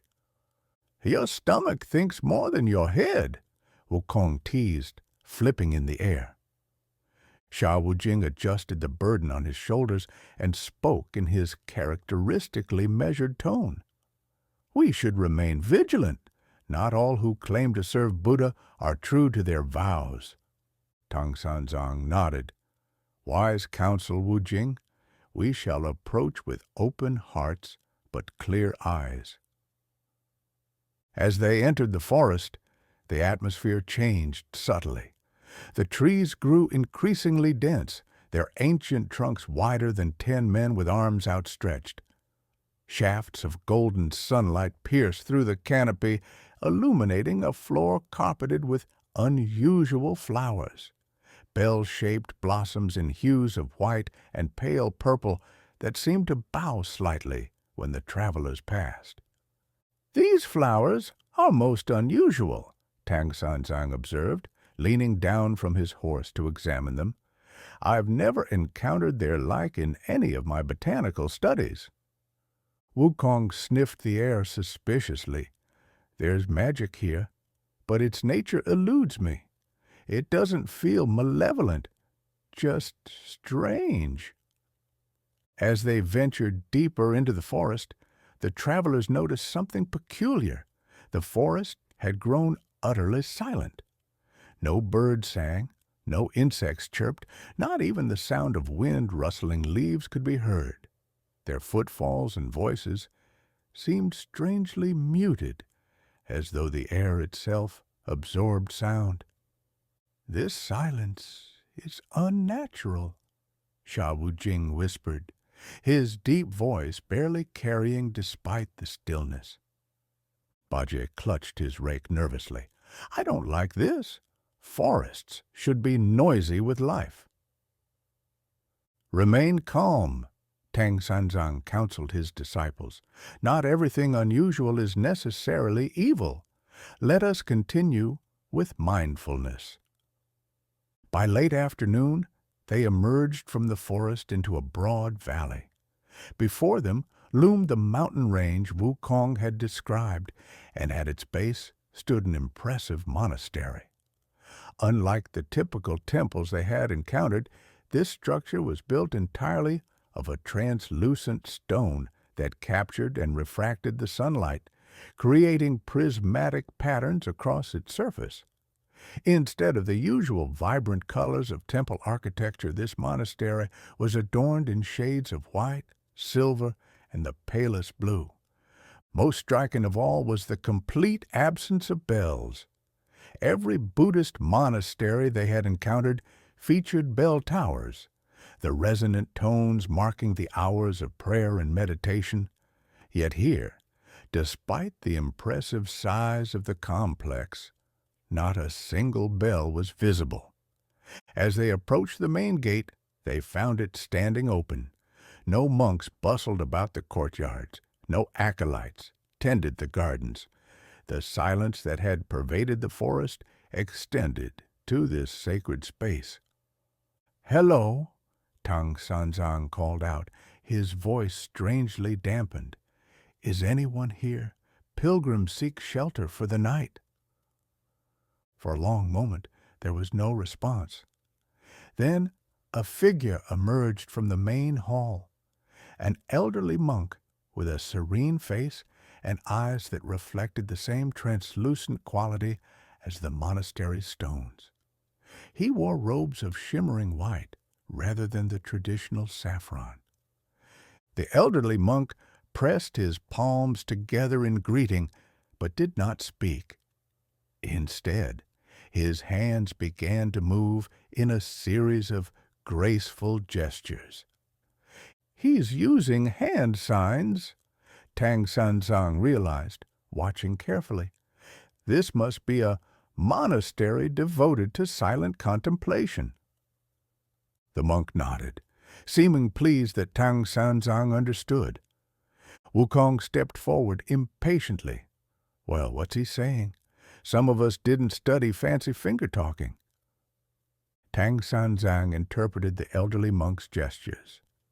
"He welcomes us to the Monastery of Silent Bells and offers shelter for as long as we wish to stay." The elderly monk beckoned them to follow him into the main courtyard. There they encountered several other monks, all moving with deliberate grace and communicating through the same system of hand signs. The pilgrims were led to guest quarters, simple but comfortable rooms surrounding a small meditation garden. Once they had settled in, the elderly monk, who had introduced himself through signs as Abbot Vaishravana, invited Tang Sanzang to join him for tea, while the disciples refreshed themselves after their journey. In a small, austere chamber lit by crystalline lamps, Tang Sanzang and the abbot knelt facing each other across a low table. The abbot poured tea with ritualistic precision, the steam rising in elaborate patterns that seemed almost deliberately shaped. "Venerable abbot," Tang Sanzang began, keeping his voice appropriately hushed, "may I ask why your monastery observes such strict silence? And why is it called the Monastery of Silent Bells when I see no bells at all?" The abbot's hands moved in elaborate patterns, which Tang Sanzang did his best to follow. "He says," Tang Sanzang later explained to his disciples, "that this monastery was founded 500 years ago by a monk who discovered that certain sounds, particularly the pure tones of properly cast bells, could open doorways between our world and others." "Doorways?" Baji interrupted, his small eyes widening. "Like heavenly portals?" "Not just to heaven," Tang Sanzang continued, "but to many realms, some benevolent, others decidedly not." The founding monk learned that demons from one particularly chaotic realm were using the resonance of temple bells throughout the land to slip into our world. Wukong twirled his staff thoughtfully. That explains a few things I've witnessed over the centuries. The founder established this monastery to study these sound-sensitive gateways, Tang Sanzang went on. They discovered that absolute silence could seal the problematic portals, but certain harmonic tones could open beneficial ones. They crafted special bells designed to create only these beneficial harmonics. And where are these special bells now? Sha Wujing asked. Tang Sanzang's expression grew troubled. That's where our host's tale takes a dark turn. 3 months ago, a strange traveler came to the monastery, a musician carrying an unusual stringed instrument. He requested shelter for the night, which the monks granted. Let me guess, Wukong said. This musician wasn't what he appeared to be. Tang Sanzang nodded. During the night, he stole all 17 of their sacred bells and vanished. Without these bells, the monks fear practicing even their specialized harmonic chants, lest uncontrolled portals open. They've maintained complete silence since the theft. They believe this thief was actually a demon disguised as a human, Tang Sanzang continued, one who specifically targeted their bells to create chaos by opening unstable portals between realms. Baji sighed heavily. Let me guess again. Our journey west now requires a detour to recover these bells? The abbot has made no such request, Tang Sanzang replied serenely. He merely shared their situation when I inquired about the monastery's name. But you feel compelled to help them anyway, Wukong observed, a knowing grin spreading across his simian features. Tang Sanzang smiled gently. Our path to enlightenment includes compassionate action when we encounter suffering, does it not? So, where do we start looking for these bells? Sha Wujing asked practically. The abbot believes the thief fled to the crystal caverns in the mountains above the monastery, Tang Sanzang explained. The monks haven't pursued him because, without their bells or chants to protect them, they fear what portals might open in their presence. Wukong jumped to his feet. Well then, a quick trip to these caverns, a sound thrashing for this bell thief, and we'll be back in time for dinner. Tang Sanzang raised a cautioning hand. Not so hastily, Wukong. The abbot warns that these crystal caverns naturally amplify sound. Even the slightest noise echoes and grows within them.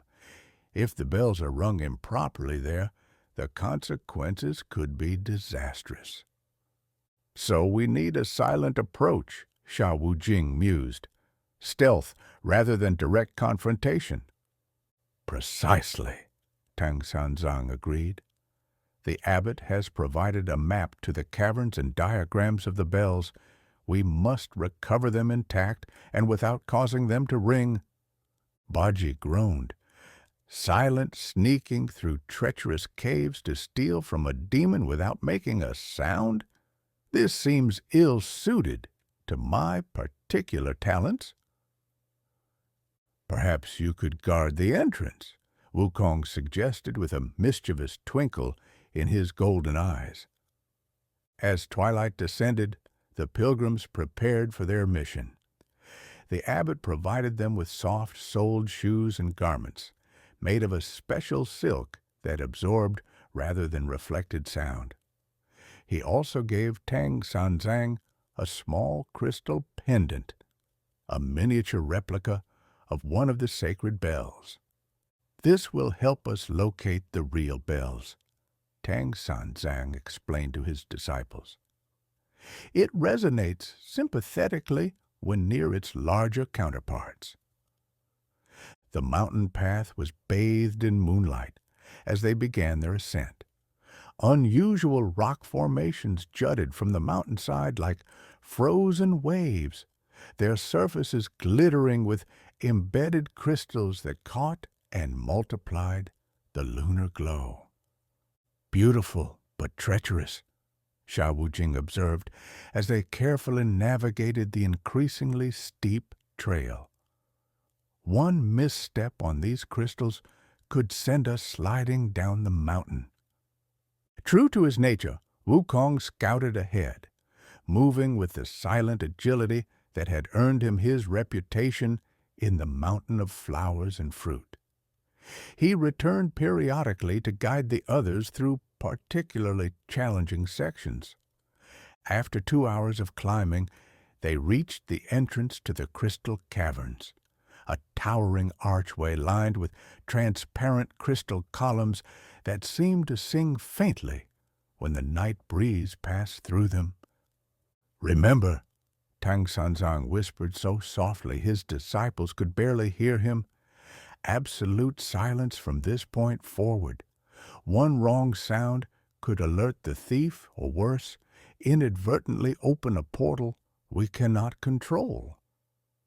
Baji, as agreed, remained at the entrance, both to guard their exit and because his less than graceful movements posed the greatest risk inside. Wukong, Tang Sanzang, and Sha Wujing proceeded into the caverns, communicating only through hand gestures similar to those used by the monastery's monks. The interior of the caverns defied description. Vast chambers opened one into another, their walls, floors, and ceilings completely lined with crystals of various sizes and hues. The limited light they carried, a single covered lantern, reflected and refracted until the entire space seemed to glow from within. Tang Sanzang held the crystal pendant before him like a compass.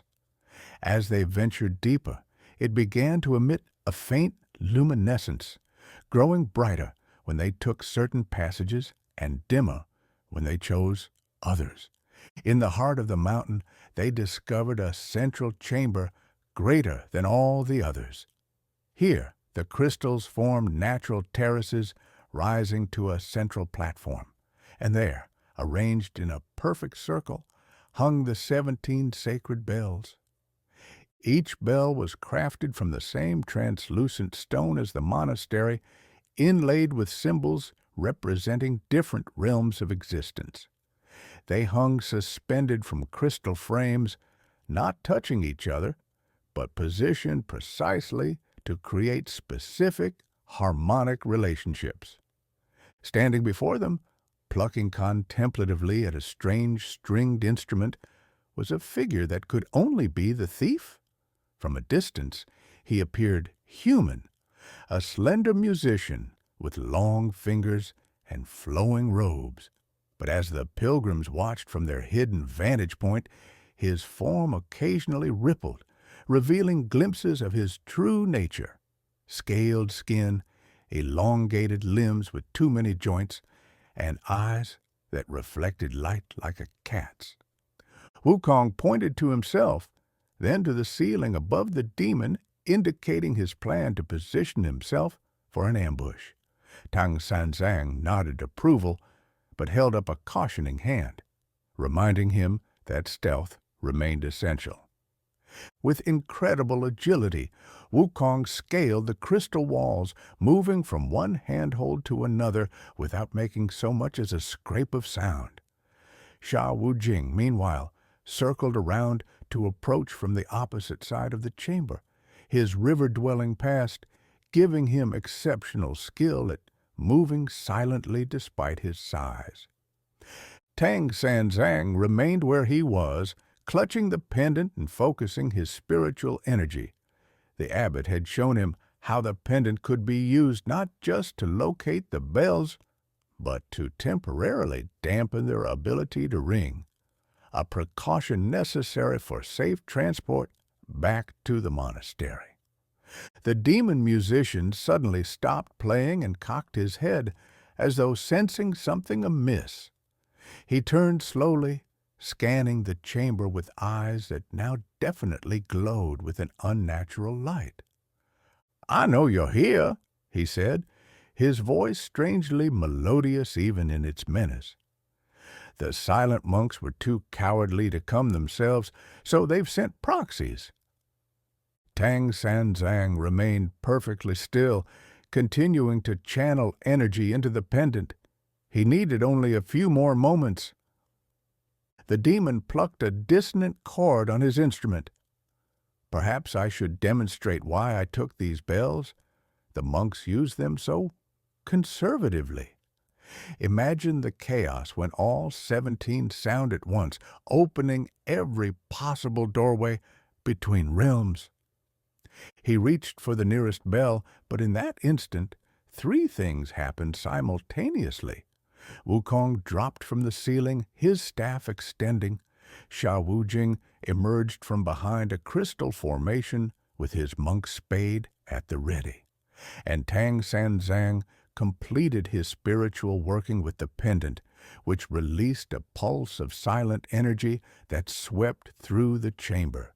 The demon's hand closed around the bell, but when he swung it, no sound emerged. His expression of triumphant malice transformed to confusion. "Looking for this?" Wukong taunted, revealing that he had somehow switched places with the bell in that fraction of a second, leaving the demon holding nothing but air while Wukong now balanced the actual bell on the tip of his staff. The demon snarled, abandoning all pretense of humanity. His form shifted fully to reveal a creature with the upper body of a man but the lower body and head of a locust, a tongue cricket demon, known for creating destructive harmonics with its natural singing. "You've silenced my bells, but not me," the demon chittered, drawing breath for what would surely be a devastating sonic attack.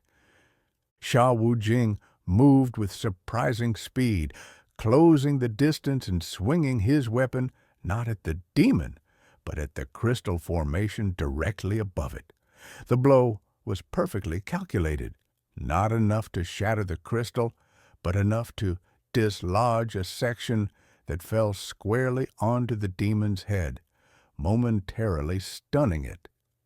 In that instant of disorientation, Wukong pounced, producing a length of special cord given to them by the abbot, cord woven with the same sound-dampening silk as their garments. With lightning speed, he bound the demon's mouth shut and secured its limbs. "Masterfully done," Tang Sanzang finally spoke, though still in the barest whisper. "Now we must secure the bells for transport." Working quickly and with extreme care, they wrapped each bell in protective cloth and placed them in the special carrying cases the abbot had provided. Throughout the process, the bound demon watched with hatred burning in its compound eyes. Once the bells were secured, Tang Sanzang approached the demon, his expression compassionate despite the creature's malevolent intent. "You sought to create chaos for its own sake," he observed quietly, "but harmony will always overcome discord in the end." With a series of precise gestures learned from the abbot, Tang Sanzang placed his fingers on specific points of the demon's transformed body. The creature's struggles gradually ceased as a peaceful expression overtook its features. "What did you do to him, master?" Sha Wujing asked as they prepared to depart. "A temporary alignment of his spiritual energies," Tang Sanzang explained. "When he awakens, he'll have an opportunity to choose a different path.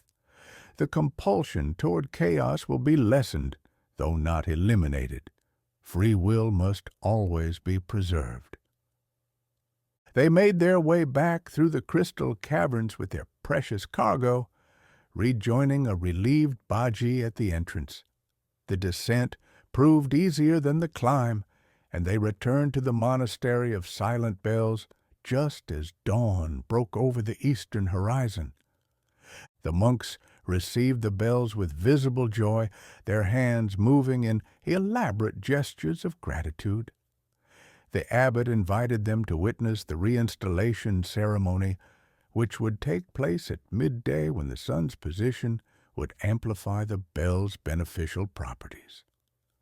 After resting through the morning, the pilgrims gathered with the monastery's inhabitants in the main courtyard. There, 17 crystal pedestals had been arranged in a pattern that Tang Sanzang recognized as a symbolic representation of the 17 realms of existence. One by one, the monks reverently placed each bell on its designated pedestal. As the final bell was positioned, a shaft of midday sunlight struck the arrangement perfectly, sending prismatic light dancing through each translucent instrument. For the first time since their arrival, the pilgrims heard the monks raise their voices, not in speech, but in a carefully constructed chant that matched the natural frequency of the crystal bells. Though no one touched them, the bells began to vibrate in response, producing tones of such purity and complexity that the pilgrims felt the sound not just in their ears, but throughout their entire beings. The overlapping harmonics created patterns in the air, visible ripples that coalesced into a shimmering portal directly above the bell arrangement. Unlike the chaotic gateways the demon had intended to create, this portal radiated peace and wisdom. Through it, they glimpsed a realm of extraordinary beauty where beings of light moved in perfect harmony. The chant concluded, and the portal gently closed, leaving behind a lingering sense of connection to something greater than themselves. The abbot approached Tang Sanzang, his hands moving in explanation. He says this particular gateway opens to a realm where pure sound takes physical form, Tang Sanzang translated for his disciples. The monks commune with its inhabitants to learn new harmonics that can heal and enlighten. Will they resume their normal practices now that the bells are returned? Sha Wujing asked. After consulting with the abbot, Tang Sanzang nodded. Yes, though with additional precautions. They've learned from this experience that their knowledge must be better protected. As the pilgrims prepared to resume their journey the following morning, the abbot presented Tang Sanzang with a gift, a small crystal bell similar to the pendant he had used, but with additional symbols etched into its surface. He says it will help us perceive deception, Tang Sanzang explained to his disciples. When falsehood is spoken in its presence, the bell will vibrate slightly, not enough to create a portal, but enough to warn us. That will certainly prove useful on our journey, Wukong remarked, eyeing the bell with appreciation. They departed the Monastery of Silent Bells with renewed purpose, the forest around them no longer unnaturally quiet. Birdsong had returned, along with the gentle rustling of leaves in the breeze, ordinary sounds that now seemed precious after their experience with absolute silence. You know, Bajie observed as they reached the forest's edge and looked back at the gleaming monastery, I've been thinking about those portal-opening bells and what they represent. A dangerous pastime for you, Wukong quipped reflexively, though without his usual bite. Baji continued undeterred. Everything in existence has its vibration, its natural tone. Perhaps enlightenment is simply finding the perfect harmony between our inner nature and the cosmos around us. Tang Sanzang regarded his disciple with pleasant surprise. A most insightful observation, Baji. Indeed, the path to enlightenment might well be described as tuning the instrument of our being until it resonates perfectly with Buddha nature. As they turned westward once more, the crystal bell hanging from Tang Sanzang's sash caught the morning light, sending brief rainbows dancing across their path. Silent reminders of the connections between all realms of existence and the music that bound them together in the great symphony of creation. And that's the end of episode 18. Our pilgrims have once again overcome supernatural challenges, this time learning that sometimes the greatest power comes not from confrontation, but from perfect harmony and silence. What new obstacles await Tang Sanzang and his disciples on their sacred quest? The journey westward continues with even more demons, divine interventions, and spiritual lessons ahead. To follow the complete journey to the West Saga, subscribe and turn on notifications so you never miss a new chapter. Here at Celestial Scrolls, we're dedicated to bringing these ancient tales to life for you each week. Thank you for joining us on this mystical adventure through the Monastery of Silent Bells. Until next time, may your own journey be filled with wisdom and harmony. Welcome to Celestial Scrolls, where we bring ancient Chinese myths and legends to life. Today, we continue our epic journey through one of China's greatest literary masterpieces, Journey to the West. In episode 19, The Enchanted Grove of the Monkey King, our pilgrims encounter a mysterious forest where trees aren't quite what they seem. After leaving the Monastery of Silent Bells, Sun Wukong discovers a shocking truth. His loyal monkey subjects from the mountain of flowers and fruit have been transformed and imprisoned for 5 centuries. As our heroes face the devious Phoenix Empress and her web of deception, Wukong must confront his past as ruler of the monkeys while remaining true to his vows as Tang Sanzang's disciple. Will the crystal bell from the silent monastery hold the key to breaking this ancient curse? And what will Wukong choose when torn between his former kingdom and his sacred quest? This episode explores loyalty, identity, and the unbreakable bonds that transcend even magical imprisonment. Subscribe now to join us on this legendary journey and discover how the great sage equal to heaven balances his 2 worlds while battling heavenly deception.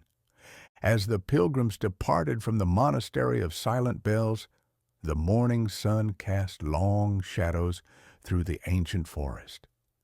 Tang Sanzang's new crystal bell hung from his sash, occasionally catching the light and sending prismatic rainbows dancing across their path.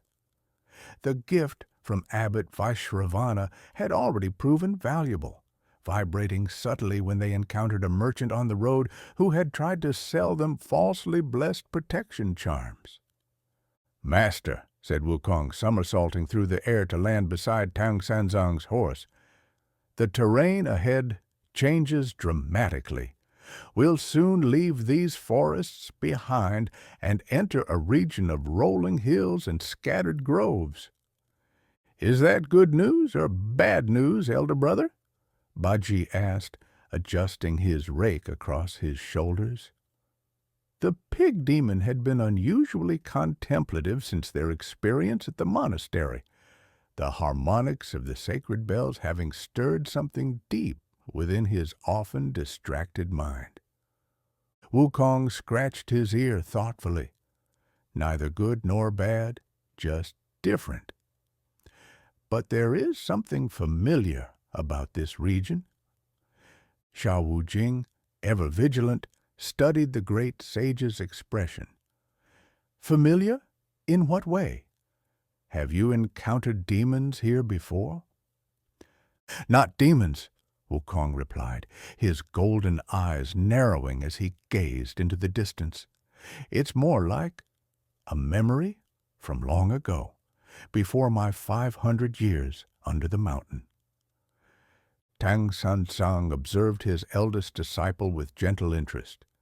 The Buddha teaches us that sometimes we must revisit our past to find our way forward. Perhaps this familiar feeling is a sign we are on the correct path. They continued westward as the dense forest gradually thinned. By midday, they entered a landscape of gentle slopes covered in swaying grasses. Scattered throughout were stands of unusually shaped trees, their trunks twisted into fantastic formations, branches reaching skyward like dancers frozen in mid-performance.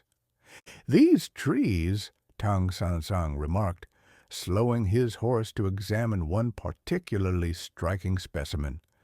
They remind me of the sacred Bodhi tree under which Buddha attained enlightenment. Wukong leapt onto a low-hanging branch and ran his fingers along the bark. His expression shifted from curiosity to shock. With unexpected gentleness, he pressed his forehead against the trunk, eyes closed in concentration. "Great sage, what troubles you?" Tang Sanzang asked, dismounting to approach his disciple. When Wukong turned to face them, his usual mischievous demeanor had vanished. "Master, these are no ordinary trees. They were once monkey spirits, my subjects from the mountain of flowers and fruit." "Monkeys turned into trees?" Baji exclaimed, poking at a nearby trunk with his snout. "How is that possible?" "I don't know," Wukong replied, his voice uncharacteristically soft. "This happened after my imprisonment, while I could not protect them." Tang Sanzang placed a compassionate hand on his disciple's shoulder. "Can you sense anything of their spirits within?" "Yes," Wukong nodded. "They are not dead, merely transformed and dormant. I can feel their life force flowing through the wood, but it's as though they're all caught in a deep dream." Sha Wujing approached another tree, his river spirit senses attuned to the flow of natural energies. "There is powerful magic here, but it feels incomplete, as though the transformation was interrupted." As they ventured deeper into the grove, they discovered hundreds of these monkey trees arranged in concentric circles around a central clearing. In the middle stood the largest tree they had seen, a massive, gnarled specimen with a trunk wide enough that 10 men joining hands could not encircle it. Unlike the others, this central tree bore fruit, small, glowing peaches that emitted a subtle fragrance reminiscent of immortality. "The Queen Mother's peaches," Wukong whispered, recognizing the celestial fruit he had once stolen and devoured. "But how could they grow here in the mortal realm?" Tang Sanzang's crystal bell began to vibrate gently at his waist. "There is deception here," he warned, "though I cannot tell its nature." As if summoned by his words, a delicate mist began to rise from the ground, swirling around the central tree. The mist coalesced into the figure of a woman of extraordinary beauty, dressed in flowing robes adorned with feathers of a phoenix. Her hair was arranged in an elaborate style reminiscent of celestial maidens, and her eyes held the wisdom of centuries. "Sun Wukong," she spoke, her voice melodious yet tinged with sorrow. The great sage equal to heaven returns at last to witness what became of his subjects. Wukong immediately adopted a defensive stance, his staff extending to full length. "Who are you, and what have you done to my monkey tribe?" The woman floated gently to the ground, her feet never quite touching the earth. "I am Lingzi, guardian of the sacred grove and former handmaiden to the Queen Mother of the West. As for what happened to your subjects, that is a tale 500 years in the making." Tang Sanzang stepped forward and bowed respectfully. "Honorable guardian, we are peaceful pilgrims journeying to the western heaven to retrieve the sacred scriptures.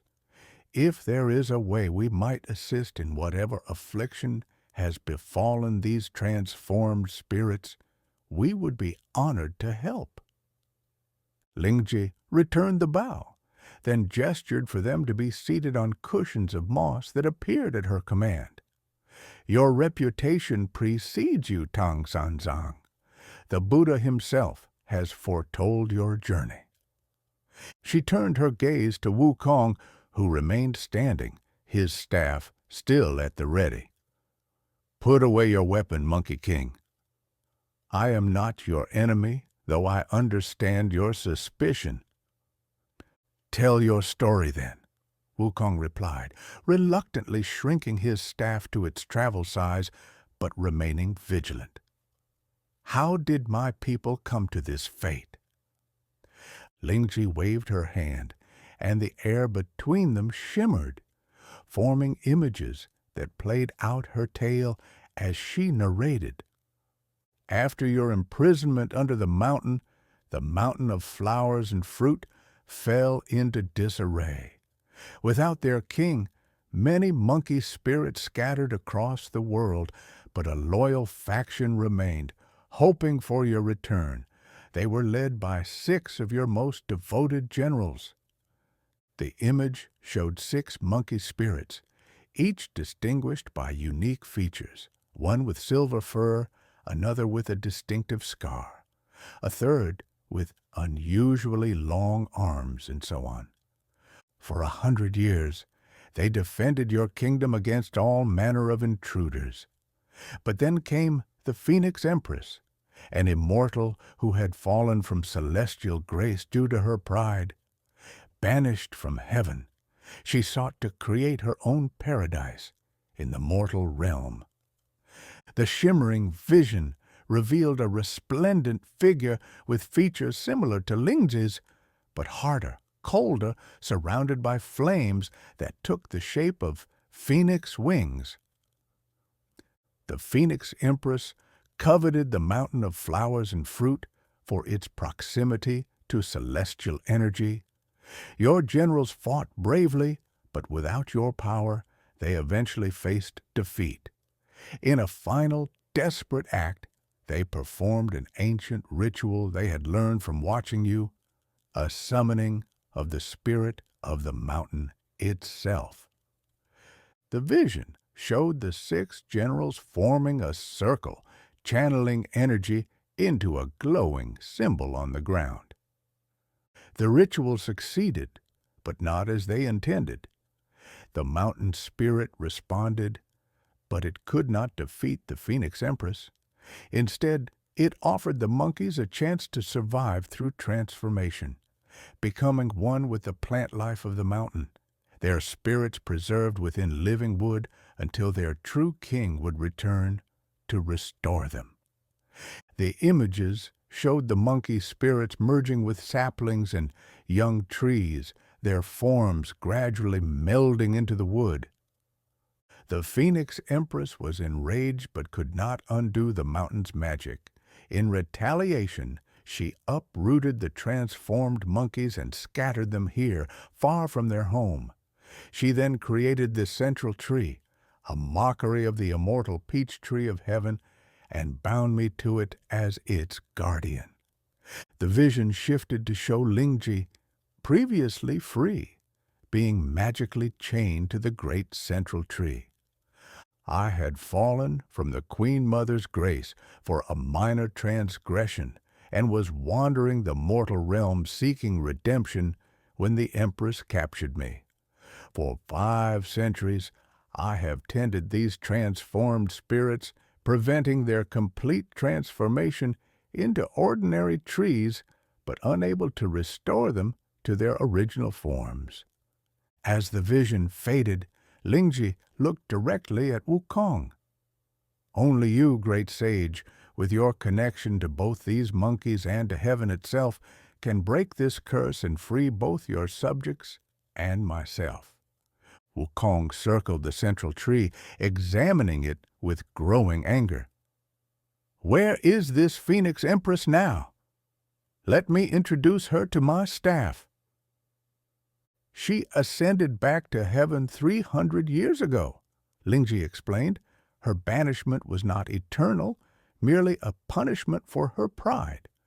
Once she had demonstrated sufficient humility by creating what appeared to be a harmonious domain in the mortal world, she was permitted to return. Leaving her victims trapped and forgotten, Sha Wujing observed grimly. How convenient for her, Baji snorted. Create the mess, then abandon it once it serves its purpose. Tang Sanzang remained thoughtful.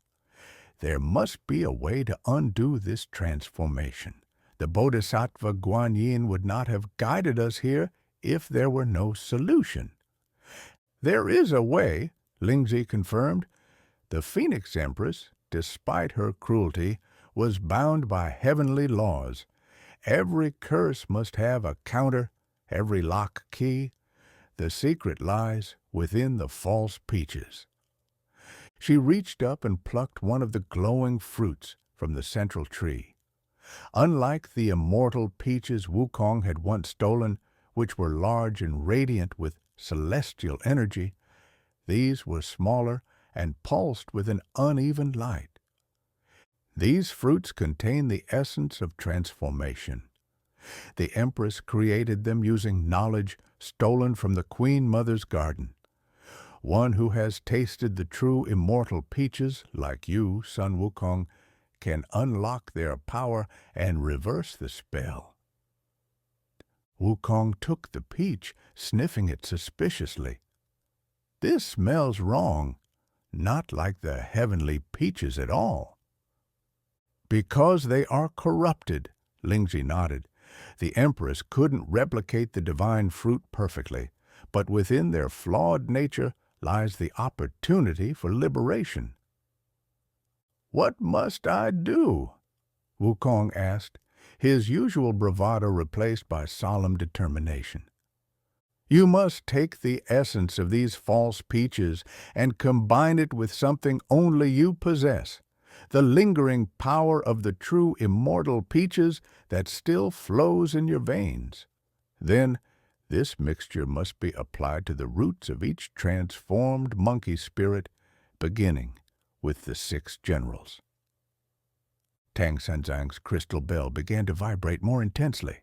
He placed a gentle hand on it, focusing his awareness. There is still deception here, though I cannot pinpoint its nature. Lingji's expression remained serene. Your caution is wise, holy monk. The Phoenix Empress was known for her layers of trickery. Perhaps the bell senses the false nature of these peaches, which indeed are deceptive by their very design. Sha Wujing, who had been quietly examining the grove, suddenly called out from several paces away, Master, great sage, I've found something unusual. They joined him at the base of one of the monkey trees. The sand monk had cleared away some earth to reveal an intricate pattern of roots that formed unmistakable calligraphic symbols. These are words, Tang Sanzang realized, kneeling to trace the patterns. Ancient script, similar to what I've seen in the oldest sutras. What do they say? Bajie asked, peering over his shoulder. Tang Sanzang concentrated, drawing upon his extensive scholarly knowledge. It speaks of duality and reflection, mirrors and opposites. What seems rescue may be capture, what appears prison may be protection. All eyes turned to Lingji, who remained by the central tree, her expression unchanged. Wukong's eyes narrowed. Guardian, explain these words. The mountain spirit left messages for you, she replied smoothly, knowing you would eventually return. The transformation was complex with many layers of meaning and magic. The crystal bell at Tang Sanzang's waist now hummed audibly. The monk stood, one hand on the bell, the other raised in a gesture of spiritual protection. Great sage, he said quietly to Wukong, examine the guardian more closely with your fiery eyes that can see through all disguises. Wukong's golden eyes flared with their inner fire, the vision that could penetrate any illusion. What he saw made him instantly extend his staff to its full fighting length. You are not Lingji, he growled. You are the Phoenix Empress herself. The beautiful figure by the tree remained outwardly calm, though a flicker of flame reflected briefly in her eyes. Perceptive, Monkey King, but it changes nothing.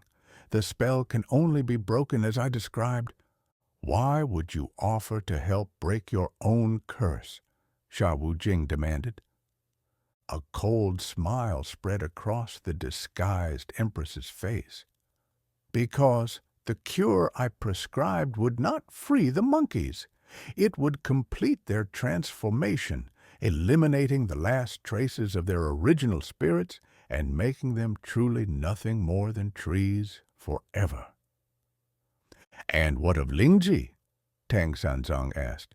The guardian you claim to be? A convenient fiction, the Empress replied with a dismissive wave. I needed a sympathetic character for my little drama. The truth is far simpler. I never ascended back to heaven. My redemption was rejected because of what I did to these monkey spirits. I have remained here, bound to my creation, for 5 centuries. Her beautiful facade began to crack, revealing glimpses of fiery feathers beneath human skin. When I sensed the great sage's approach, I saw an opportunity. If you completed the transformation of these monkeys, the evidence of my crime would vanish, and I might finally be permitted to return to heaven. Wukong's rage was palpable, the air around him crackling with energy.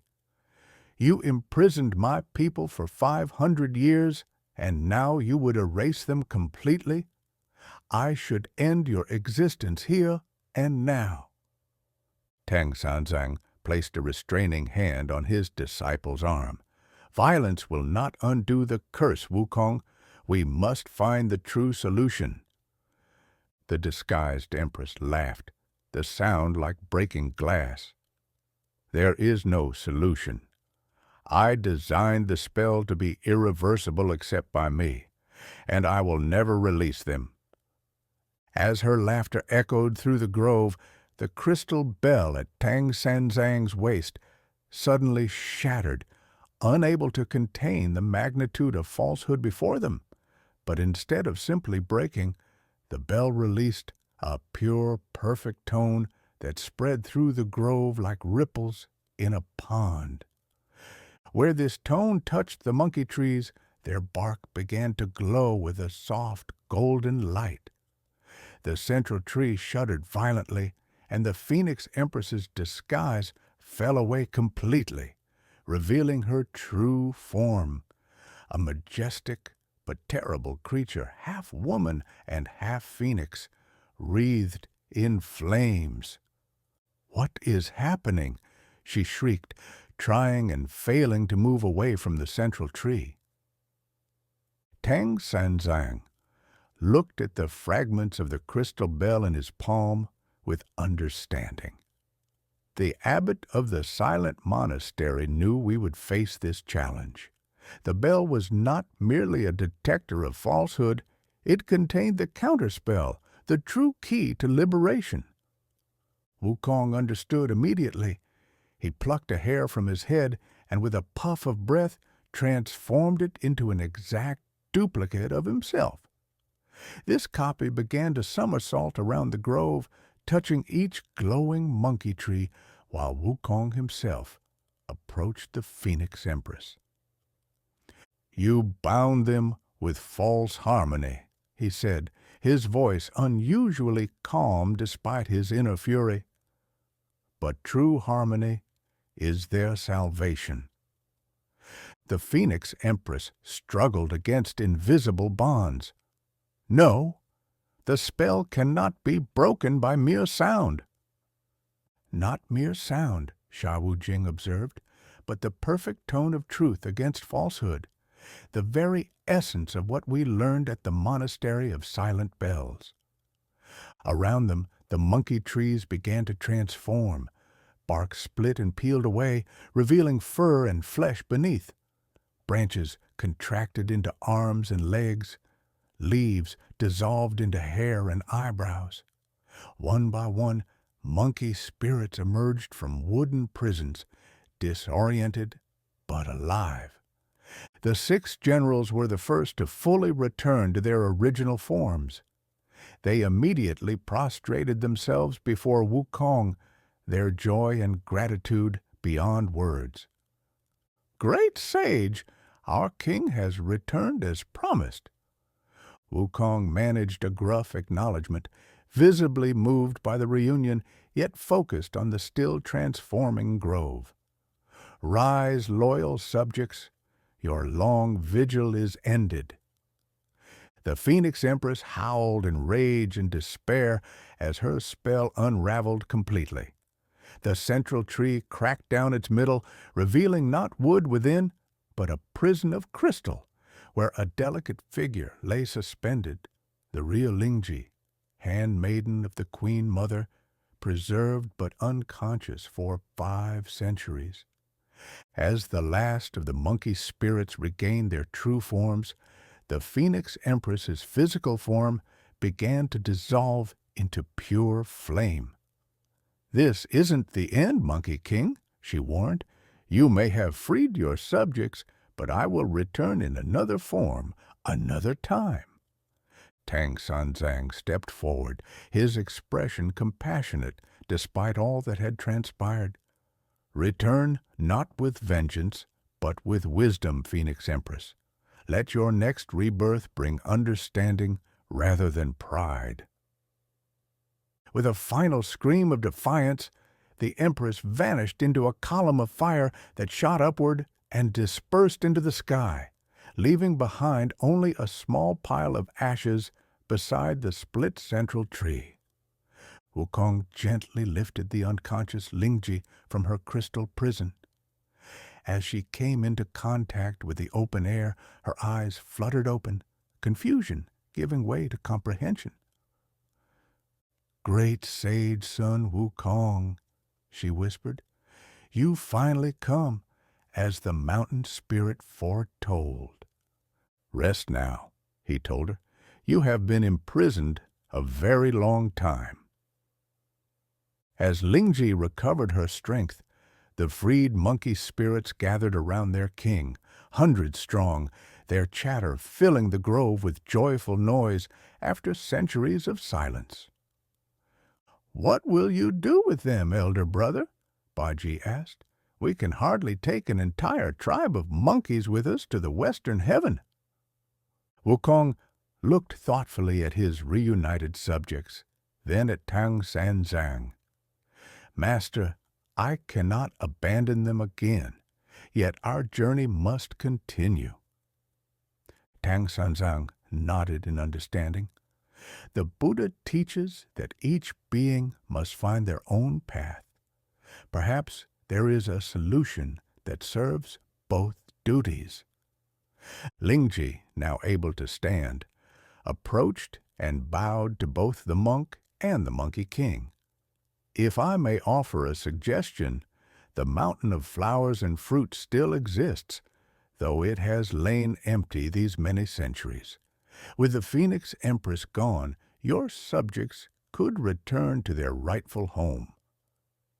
"And what of you?" Sha Wujing asked. "Will you return to the Queen Mother's court?" Lingji shook her head.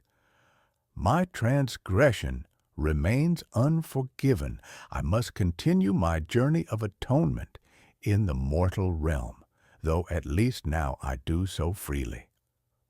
After conferring with his generals, Wukong made his decision.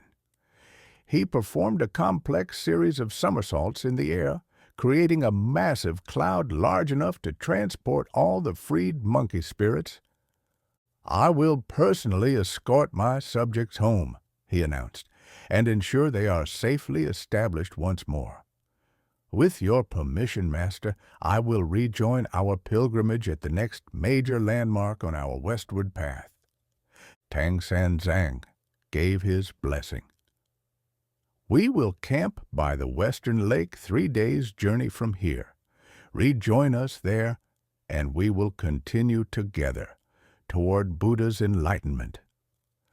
The reunited monkey tribe climbed aboard the giant cloud, their excitement palpable. Wukong remained behind momentarily to address Lingji. "Guardian, you protected my people as best you could while imprisoned yourself. That deserves recognition." He plucked another hair and blew upon it, transforming it into a small golden circlet. "When you feel ready to petition the Queen Mother for forgiveness, wear this. It carries a trace of my essence and will ensure your message reaches her directly." Lingji accepted the gift with a deep bow. "Great sage, your generosity matches your reputation. May your journey westward bring enlightenment to all." With final farewells exchanged, Wukong leapt aboard the cloud with his subjects and soared into the sky, heading eastward toward their ancestral home. Tang Sanzang, Bajie, and Sha Wujing continued westward, their path now clear of the Enchanted Grove. As they traveled, Bajie remarked, "That Phoenix Empress was certainly convinced her spell couldn't be broken. I wonder how the abbot knew to give you that special bell." Tang Sanzang smiled serenely. "Sometimes wisdom appears in unexpected forms. The monastery had studied sound-based portals for centuries. They understood that the purest truth is a perfect tone that resonates across all realms of existence." "And what became of the false peaches?" Sha Wujing inquired, glancing back at the grove now distant behind them. "They vanished with the breaking of the spell," Tang Sanzang replied. "Falsehood cannot persist in the presence of liberated truth." As the sun began to set on their day's journey, Tang Sanzang reflected silently on the miracle they had witnessed. Hundreds of beings restored after centuries of imprisonment, their spirits intact despite the long transformation. It reminded him of Buddha's teaching that the essence of all beings remains unchanged, regardless of outward form or circumstance. With renewed dedication to their sacred quest, the reduced party continued westward, knowing that their monkey king would soon rejoin them, his burden lightened by the knowledge that his first kingdom was once again secure under loyal governance. The path to enlightenment stretched before them, filled with unknown challenges and wonders yet to be discovered. But for now, they had witnessed the power of liberation and the unbreakable bonds of loyalty that transcended even the passage of centuries. And that's the end of episode 19. The Monkey King has reunited with his loyal subjects after 5 centuries of separation, and our pilgrims continue their sacred journey westward. What new challenges await Tang Sanzang and his disciples? Will the Phoenix Empress return to seek revenge? We'll be back with episode 20 soon. Can't wait to have you join us for the next adventure. To stay updated, subscribe and turn on notifications so you never miss a new chapter in this epic tale. If you enjoyed this story of transformation and loyalty, give this video a thumbs up and share your thoughts in the comments below. Here at Celestial Scrolls, we'll keep bringing you these timeless tales from Chinese mythology. A special thanks to all our subscribers who've been following the journey so far. Your support means everything. Thank you for watching, and see you next time as our heroes continue their quest for the sacred scriptures. Welcome back to Celestial Scrolls, where we bring ancient Chinese myths and legends to life.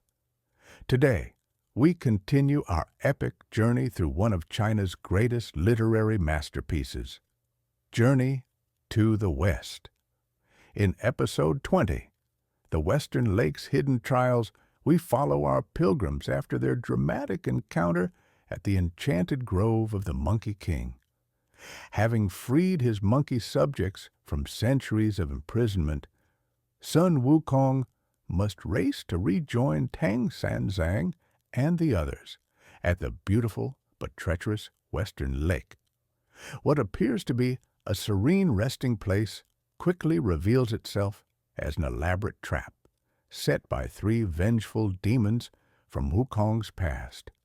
As a magnificent underwater palace rises from the depths, our heroes must rely on the great sage's cunning and their combined strength to overcome this latest trial on their path to enlightenment. This episode showcases everything we love about Journey to the West: magical battles, clever deceptions, and the unbreakable bond between our four pilgrims as they face the countless challenges on their sacred quest. If you're enjoying these legendary tales, don't forget to like, subscribe, and hit that notification bell to join us for the next exciting chapter in this immortal adventure.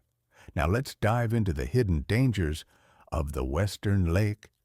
3 days had passed since Sun Wukong departed with his liberated monkey subjects.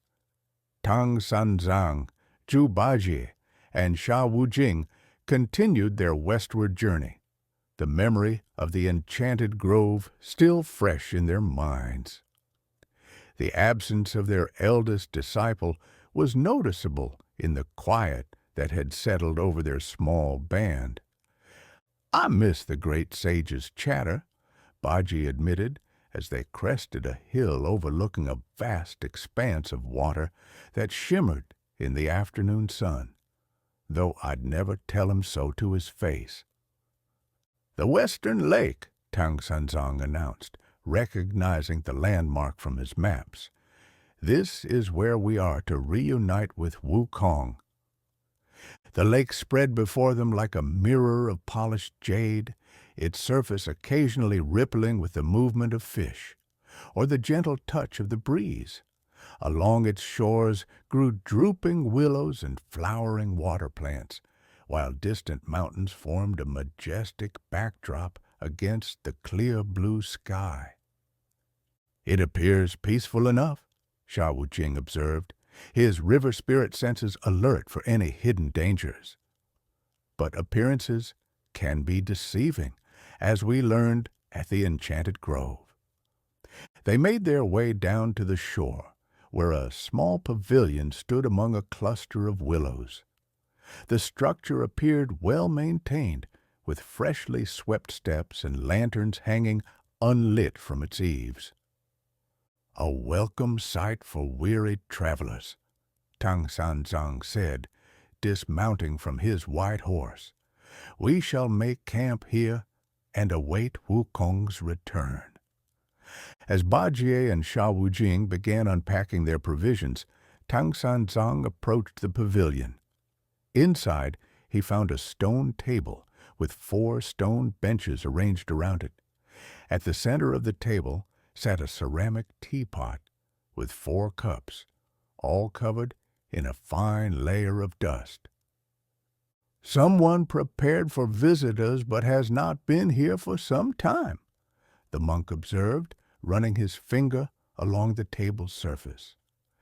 Sha Wujing appeared at his side, carrying their cooking pot. "Master, there is a well behind the pavilion with clear water. I shall prepare our evening meal." As the sand monk departed to draw water, Baji entered the pavilion and immediately flopped onto one of the stone benches with a contented sigh. "3 days of peace without the monkey's insults," he chuckled. "I should enjoy it while it lasts." Tang Sanzang sat in meditation, his expression serene yet thoughtful. "I wonder how our eldest disciple fares with the restoration of his kingdom." Meanwhile, far to the east, at the Mountain of Flowers and Fruit, Sun Wukong stood atop the highest peak, surveying the restored kingdom of the monkeys. The mountain had indeed remained unoccupied during their absence, though nature had reclaimed many of the structures they had once built. His subjects were quickly settling back into their ancestral home, led by the 6 generals who had maintained order and hope during their long imprisonment. Young monkeys explored the caves and streams with excited whoops, while older ones gathered fruits and renovated living spaces. "Great sage!" Silver Fur, the eldest general, approached with a bow. "Your kingdom is secure once more. The sentries are posted, and the sacred peach grove has been tended." Wukong nodded, pleased with their progress. "You have served well through centuries of hardship. I name you regent in my absence to rule justly until my pilgrimage to the west is complete." The silver-furred monkey prostrated himself in gratitude. "We shall maintain your kingdom and await your triumphant return." Wukong plucked one of his hairs and blew upon it, creating a duplicate of himself. "This double will remain here to assist with any extraordinary threats. Though it holds but a fraction of my power, it can summon me should true danger arise." With affairs settled, Wukong prepared for his departure. He spun his cloud into being beneath his feet, and with a farewell salute to his subjects, soared westward toward the rendezvous at Western Lake. As he traveled, his keen eyes noticed something unusual in the air currents ahead. Wisps of colored smoke, purple, yellow, and green, swirled in unnatural patterns high above the landscape. These vapors seemed to converge in the direction of the Western Lake. He murmured to himself, speeding his cloud. "Those are not natural formations. I sense demonic energy at work." Back at the Western Lake, as dusk approached, Tang Sanzang and his disciples finished their simple meal. The evening was unusually still, with not even the chirping of insects to break the silence. "It's too quiet," Sha Wujing said, rising to his feet. "No birdsong, no frogs calling from the water's edge." Baji, who had been dozing, sat up with a snort. "Perhaps they're just being respectful of our presence." "No," Tang Sanzang said softly. "Wujing is right. There is an unnatural silence here." As if summoned by their wariness, the surface of the lake began to bubble near the center. The water churned, forming a whirlpool that grew larger with each passing moment. From its depths rose a magnificent structure, a palace of coral and pearl that gleamed in the fading light. "By all the heavens," Baji gasped, fumbling for his rake weapon, "what manner of sorcery is this?" The palace continued to rise until it stood fully revealed atop the lake's surface, connected to the shore by a bridge that materialized from water droplets solidifying into crystal. Lanterns along the bridge ignited with blue flame, illuminating the path to the palace gates. Tang Sanzang observed this spectacle with cautious wonder. I have read of the dragon kingdoms beneath certain lakes, but never expected to encounter one on our journey. A figure appeared at the far end of the bridge, a woman dressed in robes that flowed like water, her hair adorned with pearl ornaments that caught the light of the blue flames. She walked with deliberate grace toward them. "Honored pilgrims," she called, her voice carrying across the water with unusual clarity. "The Dragon Princess of Western Lake welcomes you.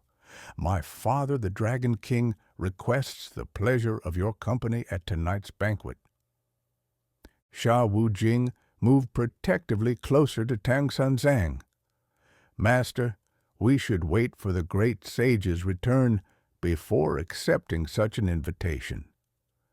"Agreed," Baji added, uncharacteristically serious. "Dragon kingdoms can be perilous, even for legitimate guests." Tang Sanzang considered their counsel. "Your caution is warranted, disciples, yet to refuse outright may cause offense where none was intended." He addressed the approaching princess.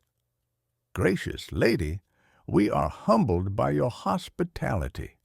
However, we await the return of our companion. Might we defer our visit until he joins us?" The dragon princess's smile faltered slightly. "The banquet is prepared in your honor, holy monk. The hour is auspicious and cannot be changed. Your companion will be welcomed when he arrives. Our sentries will direct him to the palace."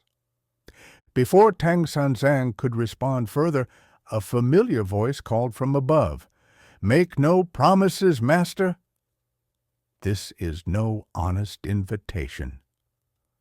All eyes turned skyward to see Sun Wukong descending on his cloud, his golden-tipped staff already extended to its fighting length.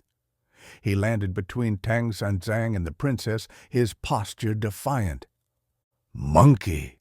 Bajie exclaimed with relief that he quickly masked with his usual tone. "Took you long enough to return from your family reunion." Wukong ignored him, focusing instead on the dragon princess. "I observed 3 streams of demon smoke converging on this lake. What game are you playing, false princess?" The woman's elegant features contorted with anger. The great sage sees too much. Her form shimmered, revealing glimpses of scales beneath her human appearance. "But you are too late. The trap is already sprung." The crystal bridge suddenly extended, shooting forward to encircle Tang Sanzang and his disciples. The seemingly solid path revealed itself to be a water dragon, its elongated body forming a living cage around them. "Master!" Wukong shouted, leaping to strike at the water dragon with his staff. But as the weapon connected, it passed through the creature's fluid body without effect. The dragon princess laughed, the sound like ice cracking. "Your famous weapon cannot harm what has no solid form, Monkey King. Now you will all be guests of my father, whether willing or not." The water dragon tightened its coils, drawing Tang Sanzang and his disciples inexorably toward the palace. Wukong attempted to fly over the barrier, only to be repelled by an invisible force that crackled with lightning upon contact. "A celestial binding spell," he growled, recognizing the magic. "This is no ordinary dragon kingdom." As they were pulled across the bridge, Tang Sanzang maintained his composure, though concern showed in his eyes. Great sage, what do you sense about this place? Wukong's gaze darted over the palace, taking in details invisible to ordinary sight. The structure is real enough, master, but it doesn't belong to any dragon king I know. And those smoke trails I saw, they bore the signatures of 3 demons I encountered long ago. Old enemies seeking revenge? Xiao Wujing asked, gripping his staff tightly. Most likely, Wukong nodded. They've created this elaborate illusion to lure us into their power. They passed through the palace gates, which closed with a resonant boom behind them. The water dragon released them into a vast hall, illuminated by countless pearls that glowed with inner light. At the far end sat 3 thrones upon a dais, currently empty. The dragon princess bowed mockingly. My father and his brothers will join you shortly. Please enjoy the banquet prepared in your honor. She gestured, and tables laden with sumptuous foods and wines appeared throughout the hall. The aromas were enticing, the presentation flawless. Touch nothing, Wukong warned. Dragon food can bind mortals to underwater kingdoms for eternity, and this isn't even genuine dragon fare, but demon sustenance. Baji stared longingly at the feast, his stomach growling audibly. Are you certain, elder brother? It looks harmless enough. Wukong struck the nearest table with his staff, and the illusion briefly wavered, revealing rotting vegetation and swamp water in place of the magnificent dishes. Convinced now, pig? He asked. Before Baji could respond, 3 figures entered the hall from a side chamber. They wore the ornate regalia of dragon kings, complete with scaled robes and coral crowns. But Wukong's discerning eyes saw through their disguises immediately. The 3 smoke demons of Mount Catastrophe, he announced, pointing his staff accusingly. Spider, scorpion, and centipede, I should have known you'd eventually crawl out from whatever hole you've been hiding in since I last defeated you. The 3 false dragon kings exchanged glances, then abandoned their disguises in a swirl of colored smoke, purple, yellow, and green. When the vapors cleared, their true forms stood revealed, 3 humanoid figures with insectoid features. One had multiple eyes and spindly limbs. Another possessed a segmented tail ending in a venomous stinger. And the third had countless legs visible beneath his robes. 500 years we've waited for revenge, son Wukong, hissed the spider demon, ever since you disrupted our feast and destroyed our mountain palace. You were devouring innocent travelers, Wukong retorted. Did you expect me to ignore such behavior in my territory? The centipede demon slithered forward. We've prepared specially for you, great sage. This palace is constructed from the spiritual essence of Western Lake. Bound with celestial chains I stole from heaven's armory, even your boundless strength cannot break free. Tang Sanzang spoke with quiet authority. What do you want from us, demons? We are but pilgrims on a sacred journey. The scorpion demon approached the monk, careful to stay beyond Wukong's reach. From you, holy Tang Sanzang, we require only your cooperation. Your flesh, preserved in the waters of this lake for 1,000 years, will grant immortality to whoever consumes it. The old scheme, Baji snorted. Every demon from here to the western heaven wants a bite of my master. As for the great sage and his fellow disciples, the spider demon continued, you will witness the monk's preservation, then be imprisoned in 3 separate jade bottles, conscious but powerless for all eternity. Wukong twirled his staff casually, though his eyes burned with strategic calculation. Impressive planning. But tell me, which of you 3 devised this elaborate trap? The spider's webs of deception? The scorpion's venomous schemes? Or the centipede's winding strategies? The demons exchanged prideful glances, each eager to claim credit. "The palace was my creation," the centipede boasted, "designed to neutralize your specific powers."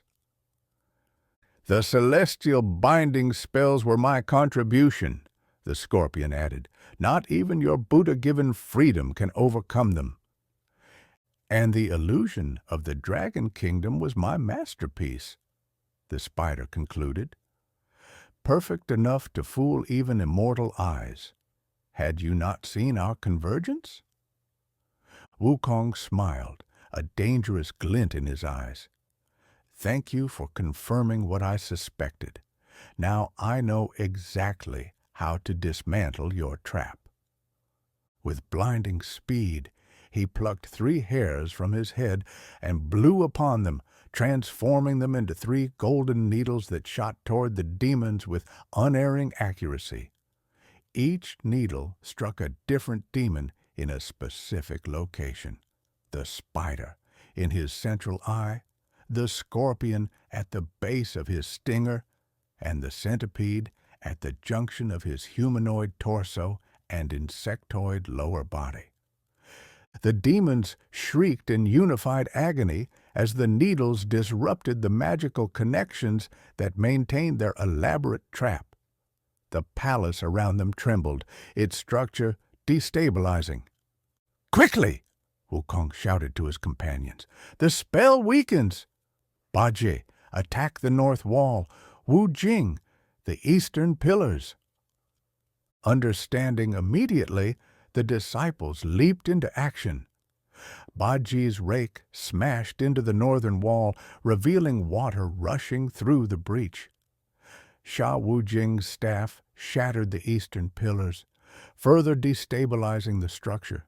Wukong himself somersaulted to Tang Sanzang's side, expanding his staff to create a protective barrier around his master. "The palace falls, master. Hold tight to me." The 3 demons, still paralyzed by the golden needles, watched in horror as their creation collapsed around them. "Impossible!" the spider demon wailed. "The binding spells should have held."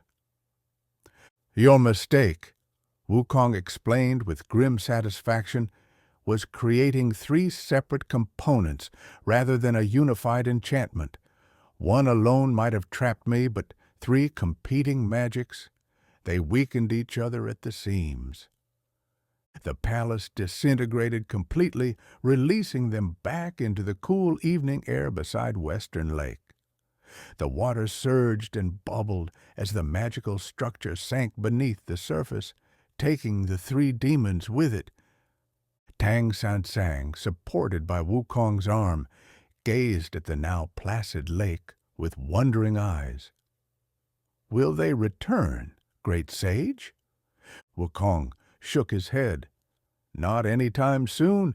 My needles were empowered with a binding spell of my own, a little trick I learned from Tathagata Buddha himself. They'll be trapped in their own reflections at the bottom of this lake for at least a century." Bajie collapsed onto the shore, expelling a dramatic sigh. "And here I thought we might enjoy a peaceful evening for once."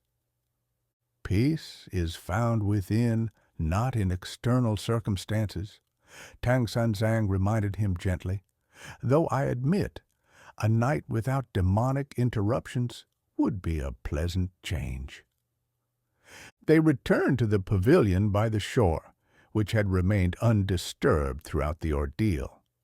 As they settled in for the night, with Sha Wujing preparing a simple meal to replace the illusory banquet they had rejected, Wukong recounted his successful restoration of the Monkey Kingdom. "Your subjects are secure once more on Flower Fruit Mountain." Tang Sanzang nodded with approval. "You have fulfilled that responsibility with honor, eldest disciple." "And returned just in time," Bajie added, unable to resist teasing. "Though I'm sure we could have handled those insect demons ourselves." Wukong chuckled, flicking Bajie's ear with his tail. "Perhaps, but then I would have missed seeing your terrified expression when the palace began to collapse." As night fully descended, bringing with it the returned sounds of frogs and crickets around the lake, Tang Sanzang gazed westward toward their ultimate destination. "Tomorrow, we continue our journey," he said. "The western heaven still lies many trials ahead." Wukong followed his master's gaze, his golden eyes reflecting the emerging stars. "And we will face them together, Master, as we always have." In the quiet pavilion by Western Lake, the four pilgrims rested, their bond strengthened by yet another ordeal overcome. The white horse nibbled contentedly at lakeside grasses, while overhead the moon cast its serene light upon the path that would lead them step by step toward enlightenment.